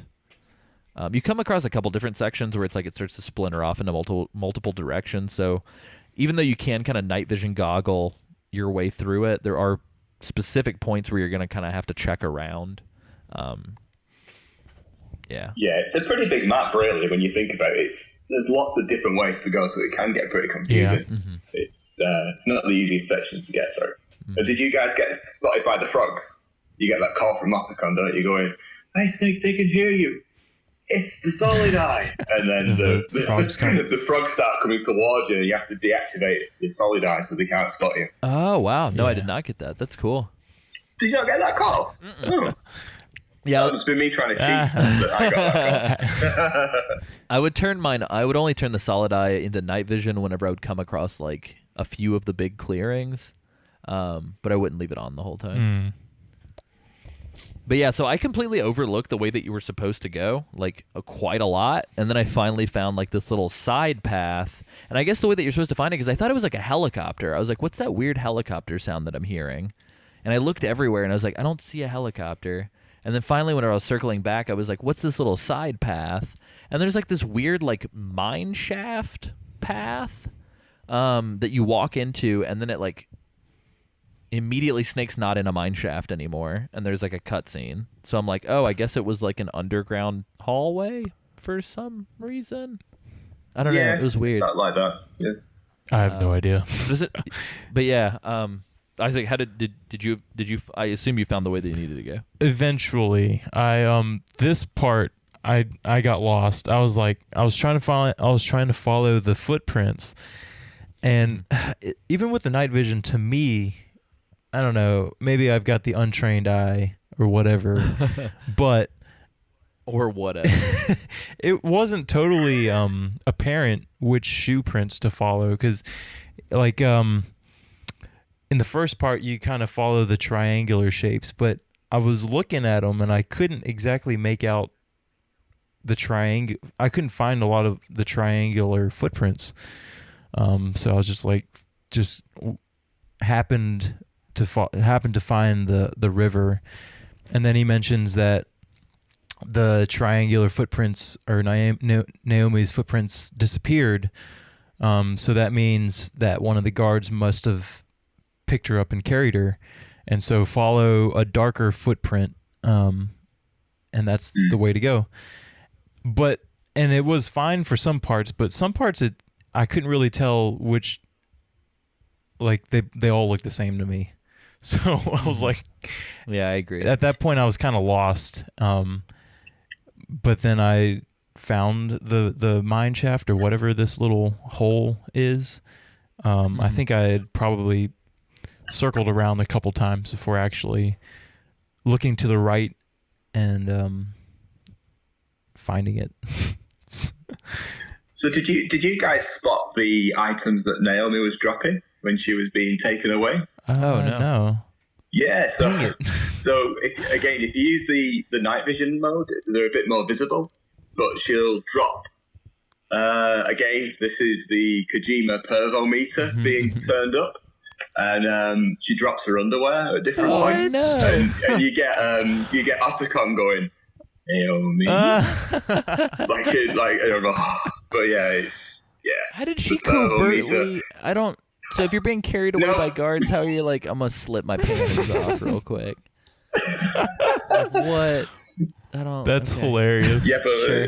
Kojima, that's all. It's just Kojima. Just let it be. Yeah, that's true. But yeah, we come across this helipad. Vamp's there, and so is Naomi, and the PMCs and all of our friends, minus the War Dozer, are boarding a helicopter. I guess they couldn't find a helicopter big enough to fit the War Dozer, or maybe the militiamen are still driving it around for fun. Who knows? But they're hanging out. Ben, as you so eloquently put, Vamp is also rocking an Ericsson flip phone. And I didn't notice, but apparently, Ben, you said the detail was fantastic on it. Well, yeah, you can zoom in and out of the cutscenes, can't you? And I remember doing that once, and you could see like the menu screen when he wasn't using it. You know, there was like a background picture and all that sort of thing, which again, it's just the detail that just goes into the game. Yeah, that's crazy. I don't understand. So Liquid Ocelot's very clearly telling Vamp to do the whole sort of SOP shutdown thing again. But I don't understand why you would shut down the SOP when you need the PMCs to fight Snake for you. Right? Yeah, it doesn't make any sense, that. So it's weird. But I will say Snake is a badass and pulls out his like custom M4 or whatever that he's been using, and just fucking pops Vamp straight in the forehead, like from across the map with like a shot. It was insane. I was like, all right, Snake, you still got it, buddy. So yeah, Vamp just gets another bullet hole in the bullet hole in his forehead. And just dies immediately. But he came back to life really fast this time. Because he like takes the shot, but like still talks and shit before he dies. And so he just kind of like falls over. And somebody mentions, I guess my note seems a little vague, but somebody mentions his blood. I don't know whose blood they're talking about. I don't know. I think... Don't they say something about the original or something like that? Yeah. And I don't know if they're talking about the PMCs or if they're talking about Vamp or who, but somebody mentioned something about like original blood or like his blood. So I'm assuming that they're talking about Big Boss. Yeah, that's what I thought. Yeah, but the troops, I mean, there's some real like Star Wars stormtrooper bullshit where all the PMC troops are shooting at Snake and nobody can hit him and he's not even moving. And Snake's nanomachines are also kind of going to hell. And as the day seems bleak and like nothing's going to happen, Drebin rolls up and just straight slams his truck into the scene. And essentially Naomi jumps off of the helicopter onto Drebin's truck, which does not look like a safe jump. Like she looks like she kind of messes her leg up. And Drebin... So go ahead. I was going to say, the guards on that helicopter were pretty pointless. Oh, yeah. No, absolutely. She could stand up, wait to Snake, tell him to use, like, the EpiPen thing. Yeah. And then jump off. Yeah, it was weird. So, yeah, and Vamp the whole time is just kind of, like, Deadpooling his way back to life. And they all just leave. Like, it's not that tough for them to just get the hell out of Dodge. And then we enter a sequence that I didn't even remember existing. So there's an on rails section. So you're driving around with Drebin and you're on the gun turret. And it's just an MGS3 like throwback to like the sidecar chase for the most part. I really dug this a lot. I really enjoyed it. I don't know if you guys did. Pretty sure I just fucking killed way too many people in this section. Is there any way to do this non-lethally? Like, how are you supposed to do this? Does it give you a kill count for killing the geckos, or are you just not supposed to kill the PMCs? So you've got to kill the PMCs, or they flood the striker. They jump onto the side. Again, I was having a look through the guide, and they don't count towards your kill count because it's an actual part of the section of the game that you have to do. You have to kill them, so they don't get all over the striker. So it doesn't count towards your kill count. Cool. But yeah, I dug it. It's super neat. Essentially, all the PMCs are kind of zombified, I guess, because the SOP system was turned off. So they're all in their weird, like, lucid state where they're not really shooting. They're just kind of flailing. And essentially, you're just shooting at geckos that are chasing you, which I thought was really neat, while simultaneously dismounting the turret to fight off waves of, like, weird zombie dudes that are climbing up all over you. Did you guys have a hard time with any of this stuff at all? It was pretty easy. It wasn't too bad. The turn radius on that turret sucks is the only problem. Like, I couldn't get it to turn quick enough, especially whenever you had to shoot behind you and then back to the front. Yeah, it was really slow. It was really slow. But, it wasn't too bad. It wasn't like you were on a crunch or anything. It was just, here's a gun, here's a turret. Just shoot at things while I get us out of here. Yeah, there's no real urgency to it. I feel like Drebin would just kind of put it in park until you did what you needed to do, and then would drive. Yeah. So it wasn't terrible. Nice. And then we end up in this like high woodlands highway section where we shoot past a couple different zones, and then we make our way to this market that's nearby because Otacon's going to meet us and extract us. And yeah, so this is kind of like we're racing to this little small town. And as we pull into the marketplace, the geckos that have been chasing us this whole time essentially kind of dive into this town with us. And Drebin definitely commits like thousands of dollars worth of property damage here, because he just plows through some like support systems on buildings and like some old architecture and just like flips his striker and just wrecks everything. Yeah. So, Complete disregard for public safety. yeah, it's pretty bad. One, I also thought it was interesting that there aren't any citizens in the cutscene, but then once the cutscene concludes, suddenly the streets are filled with people. Yeah. And this cutscene is probably one of the best in the game. Yeah, shit gets real. I remember seeing this cutscene was put into one of the trailers, and I think I must have watched that thing like 5 times in a row. It was amazing.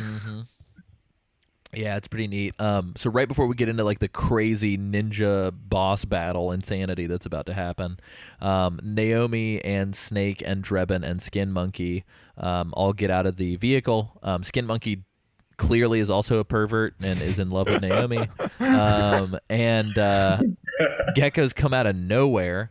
And I don't know, it's weird. Like some of them chase them into the marketplace, but then like there's none for a little bit, and then they just like come out of nowhere. And so once everybody gets out of the vehicle and everything like that, there's obviously all of our uncomfortable Naomi framing of her things, of her female bits. And there's this real weird sequence that I thought was actually kind of interesting where Snake, Naomi, and the Skin Monkey are all walking together. And it reminded me of that like Banksy, Mickey Mouse, Ronald McDonald, and like Starving Child print, like the graffiti piece. I don't know if anybody's seen that. Yeah. It's pretty weird looking. So I don't know if it's a throwback to that imagery, which I'm pretty sure, I don't know if it was from Vietnam.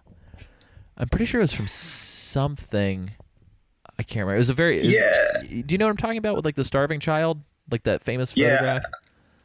Yeah, I saw your note on that, and I was like, that's quite interesting. I did some digging, and it's a throwback to the space race during the 60s. So before people sent man to space, they sent monkeys, and there's some picture of a monkey stood between 2 astronauts that was taken back then, and apparently that picture is a throwback to that. And when you're in one of the cutscenes in Drebin Striker, that flashback photograph is on the wall, so you can see it a bit clearer. I don't know if they're trying to say that Skin Monkey was one of the monkeys that went to space. I don't know, but yeah, I put a link in the notes. That's awesome. Explains it a bit better than I did. So yeah, stick it in the show notes. Yeah, that's awesome. Well, cool. But yeah, so essentially right after that, a mysterious masked man appears on a rooftop. Who could it be?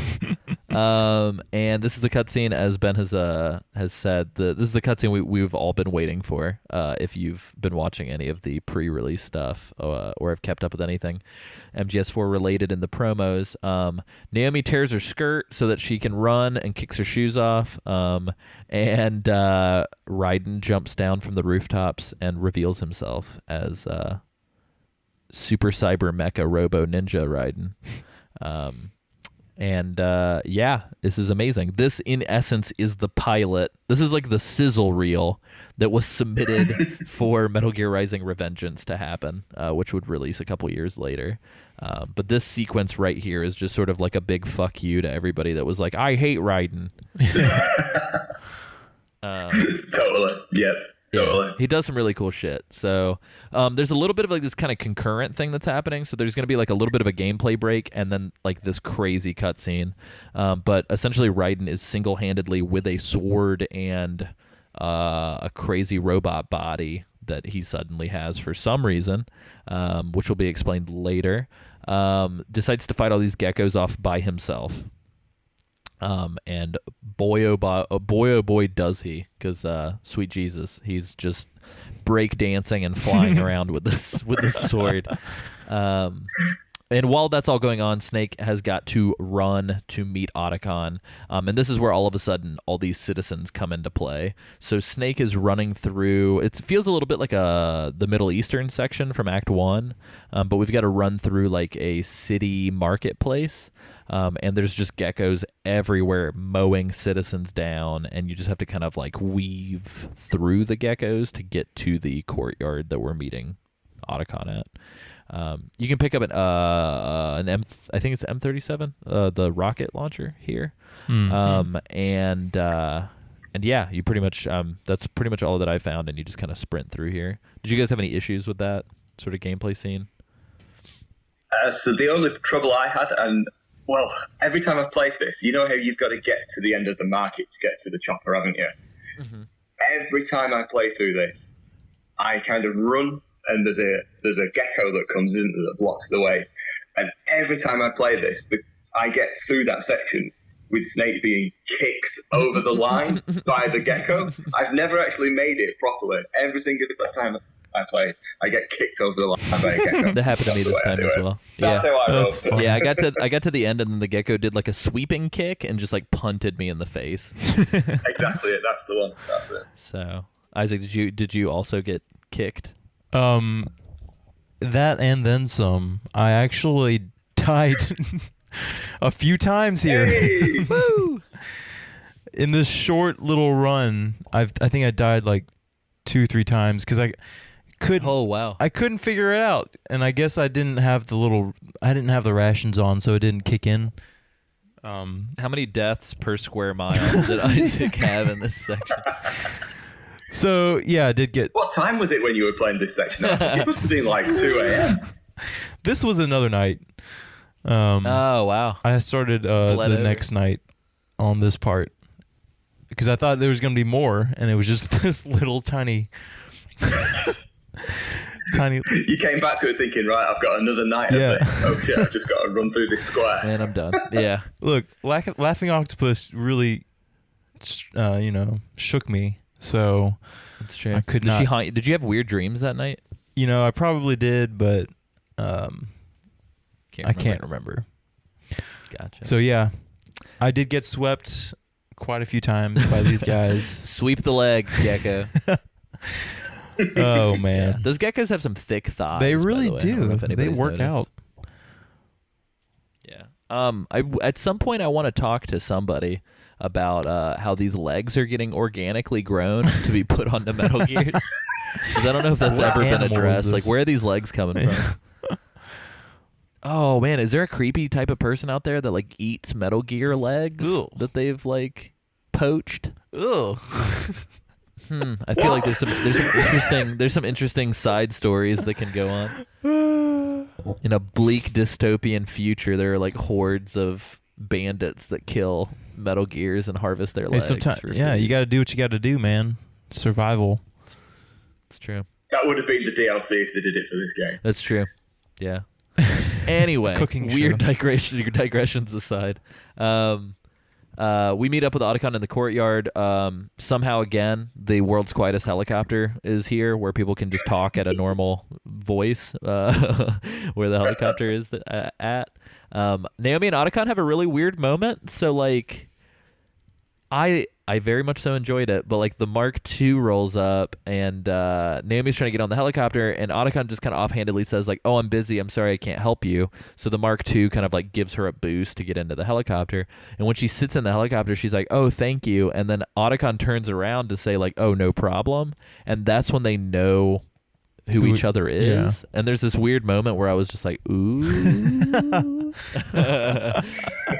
They just kind of shoot like the oh shit, I've missed you eyes at each other. They had a moment. Yeah. Something there, that's for sure. It was quite nice.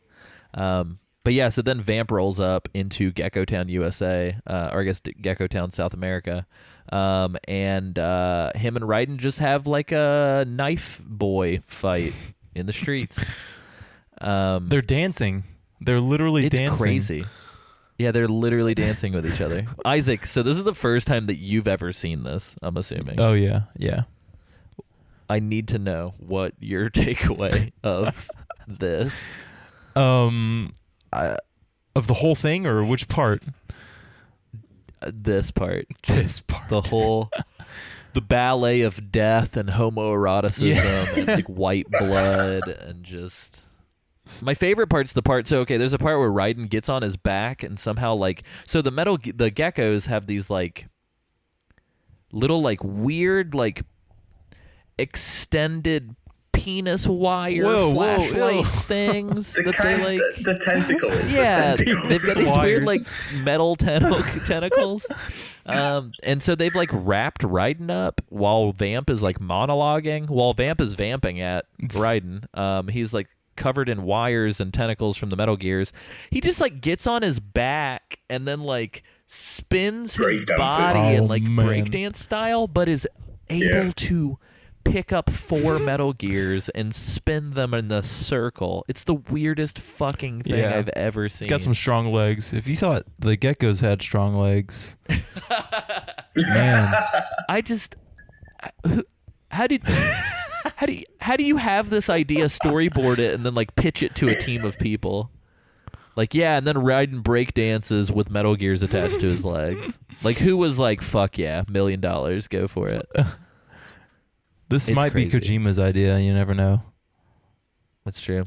Yeah, Kojima, he's had this thought for like 10 years. Oh, and It's during like, this, is why when he's game like exists. swinging them around, Vamp is like dodging the geckos, and he's like doing his own little Yeah, dance. he's doing that really funky dance to dodge him. Yeah.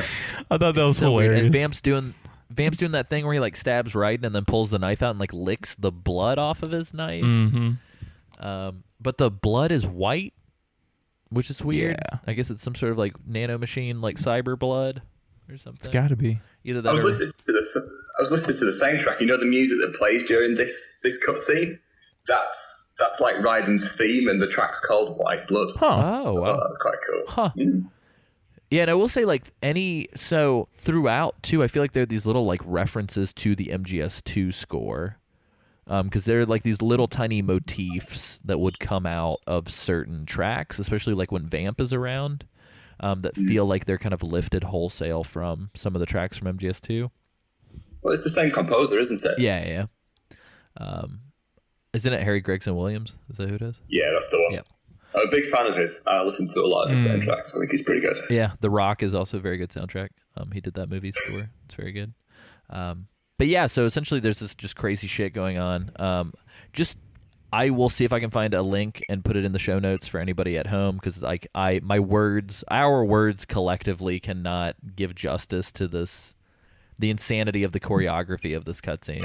Yeah, it's really cool, but at the same time a little over the top, at the same time a little ridiculous, at the same time laughable. But Yeah, like Vamp puts like knives in his feet at some point and just like stabs the shit out of Raiden's chest. I know Raiden stabs himself with a sword so he Yeah. can stab Vamp behind him. Just a lot of piercing of men's bodies and Vamp- like moaning. Do you think these two are holding a grudge? Maybe. Yeah, it's weird. When Vamp does his whole like, oh, maybe you'll be the one to kill me line that he did in MGS2 as well. Do you think Vamp even remembers Raiden? Because I feel like he doesn't in this cutscene. I don't know. That's a good question. Maybe that's why Jack's so heated. He's like, remember me? And Vamp's like, I don't know who you are. I shot you in the goddamn head. Yeah, a lot. But so that happens. It's wild. And while that's all going on, or after that's going on, Vamp just like casually gets on the phone with Liquid Ocelot about finding the original and like trying to find their hiding place. Which I'm assuming, since Raiden told us that he like found Big Boss's body and delivered it to somebody, that's what they're referring to. Raiden's bleeding out in the helicopter because now all of our heroes are in one place. Naomi mentions that Raiden needs a lot of help, and she mentions that it's her fault that Vamp is immortal and that it's nanomachines. And as Ben so eloquently put in our show notes, cross that off your Metal Gear bingo card. So, because it's going to be happening a lot. So, And oh, go ahead. I also have a note at this point. I don't know if you can read that. It just says, huh? So when Naomi explains this part, Otacon just cuts her off and he goes, huh?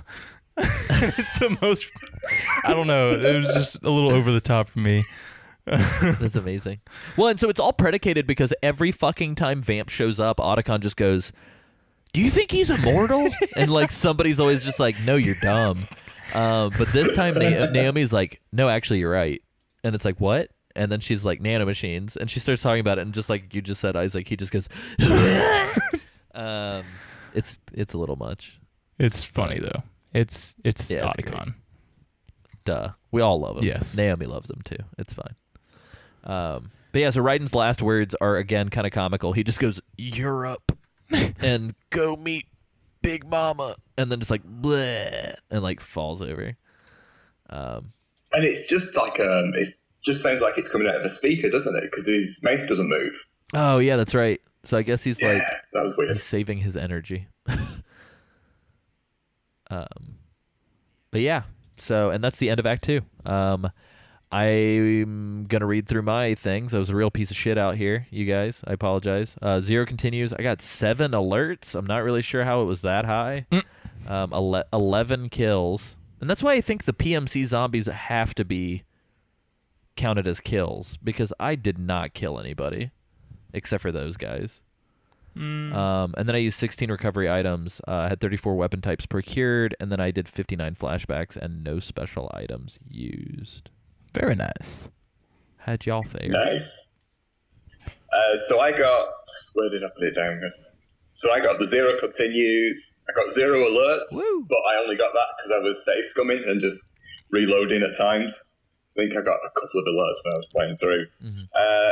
Again, I got 10 kills, which I didn't think I'd done. So I think it must be the zombies, like you mentioned. Just 5 recovery items, 30 weapon types found, and 45 flashbacks with no special items. You guys ready for this? Oh, did you actually take notes? No. Oh, I just took a picture. Oh, nice. Okay, I need this in my life. I've never gotten hard metrics on Isaac's playing capabilities. Well, you did it for Act 1, so I was like, I guess I should do it for Act 2. We have to hold each other accountable, Isaac. Yeah. All right, you ready? So I got All right, 19 continues. Whoa! 67 alerts. Can it? And at that point, there should just be a mode to like permanently turn on alert. And like you guys, I thought I was using the Mark II, so I don't know how I got this many kills. 62. Whoa! Oh, nice. Shit, I have no idea where, because I was using the Mark II the whole time. So I don't know where those kills What came. if you were actually using the lethal pistol and you just didn't know it? That actually might be true. I'll have Isaac to just check. like, go to sleep, and they're just bloodied all over the floor. Dude, wake up. Yeah, come on, mom's coming. Hurry. Dude. Wake up! You're fine. It's just a scratch. 24 recovery items, 33 weapons, and 54 flashbacks. So, Jeez. kind of rough. Isaac. If you can get more continues than Isaac, Yes, please write in and please. tell us that you did. Actually, Yeah, I need to know. Like, why? How? That's crazy. Well, thank you for powering through all that, Isaac. I feel like if I saw 20 game over screens in this part of the game, I would probably just be not wanting to play. well, all right. So a couple of these, I was just it's to the point where I get spotted and I don't want to reload, so I just let them kill me. So I so see. kind of the numbers are a little inflated, wow. but I'm just kind of lazy at the same time. So No, it's all good. I'm actually you're kind of patient because it takes Snake a lot to die. I feel like, especially on the normal mode. Yeah. I've literally like the one time that I did do that, I feel like I stood there for like a good 30 seconds before they shot me to death. well, I've noticed He is a bullet sponge.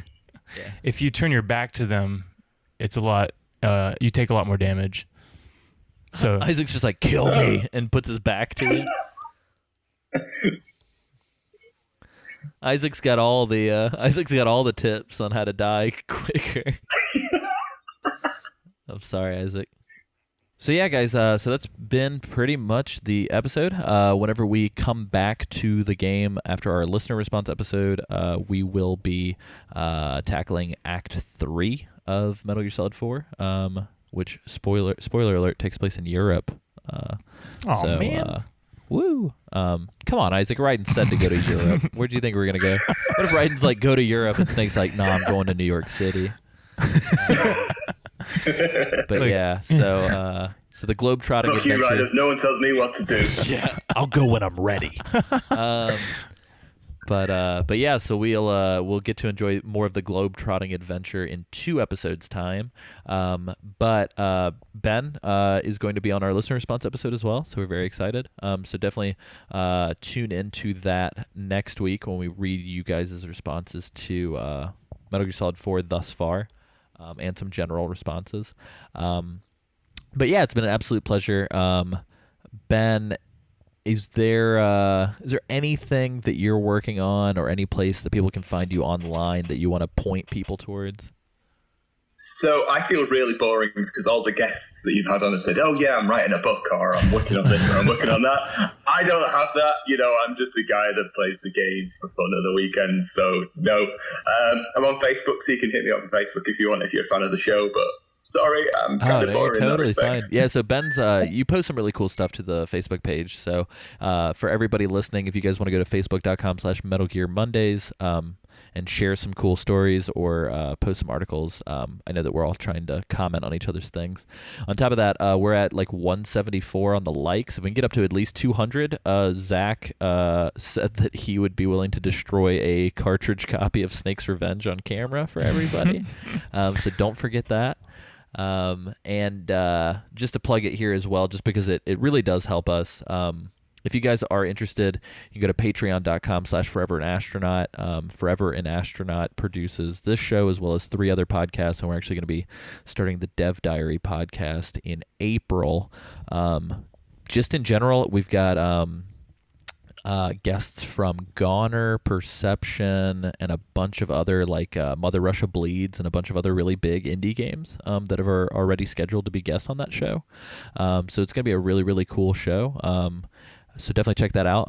But if you want to get this show early, I know typically I try and do 24 hours early. I think I'm going to just shift that to the moment I finish editing. So it could even be like up to 48 hours early or 72 hours early. You can go to patreon.com/Forever an Astronaut and pay $1 a month to be a part of our Slack, where we all talk about just whatever. The Metal Gear channel on there is pretty fun. And $5 a month will get you access to all of the shows that FAA does. So that includes the paid season 1 of Dev Diary, which will hopefully be hitting some major platforms soon. More information on that, as well as all of our future shows, short films before they go out to festivals, and stuff like that, behind the scenes stuff. But yeah, so definitely check that out. Isaac also doesn't do much on. Yeah, I'm also boring. So is there anything that you guys want to push people to check out? Like, have you guys checked out anything online that you like a lot or read any good books lately or anything like that? How's Isaac's Twitter account doing? Are we any closer to another tweet? Yeah, where are we at? Oh, man. I'm kind of bummed out. Nobody liked my tweet or whatever you do to tweets. Nobody said anything to it. Jeez, Isaac. But that's just how it goes. Yeah, you can follow me at Doesn't Have a Twit if you want for the latest updates on my nothing going on. It's pretty great. Yeah, I'm trying to think if there's anything else. I have something to plug. So Gorillaz just put out 4 new tracks. So they're fucking great. Have they? Yep. Oh, nice. I'm going to check that out. Pretty wonderful. Yeah, Damon Albarn turned like 49 2 days ago or yesterday and went on BBC to talk about the new Gorillaz record, which comes out April 28th and is called Humans with a Z. And has a shit ton of collaborators. I think the deluxe edition is 26 tracks. The regular version is 24. 19. Oh, yeah. And there's like Grace Jones, a bunch of like dance hall and like reggae artists, as well as like De La Soul and like Carly Simon on the new record. So it's pretty crazy. Wow. Nice. But the 4 new tracks are really, really good. And there's a music video for one of them called Saturn's Bars with Z's. But yeah, so that's cool. Been really into that. I think other than that, that's pretty much it. Definitely give us an iTunes rating or review if you get the inkling to do so. All of that stuff helps us out. And other than that, promoting us on social media using the hashtag Metal Gear Mondays would be super helpful. Still trying to get that SEO boosted. And I think that's about it. ForeverAnAstronaut.com for all of our shows. Japanopod is back in full effect. We talked about circular storytelling and non-linear storytelling as it pertains to. It actually ended up being a weird bonus episode of this show because I talked a lot about Metal Gear Solid 5 actually on that episode. But I know that we've got some fun stuff lined up, talking about like the history of hentai and like Super Sentai, like Power Rangers type shows, and just all kinds of weird shit on that show. And I think that's about it. Waiting for Michael is still crazy and funny. The next episode will actually have a Michael as a guest on there at some point. So that'll be fun. But that's it, ladies and gentlemen. Ben. Yes. I don't know if this is going to be exciting for you, but however you want to concoct a way for us to get to our tagline to end the episode, it is on you, my good sir, to carry us there. Well, I think I'm just going to get us there because this looks like we've been recording for a long time. So it's just a box. Thanks, Ben. We appreciate the mercy that you've given to us this evening. I looked, I saw 2 hours 36. I was like, ooh, yeah, we'll wrap this up. Nice. A box? What's this box doing here? What's it doing here? Did you say a box? A cardboard box? Why is there a box here? What's this box doing here? What's with this box? What's up with that box? Just a box.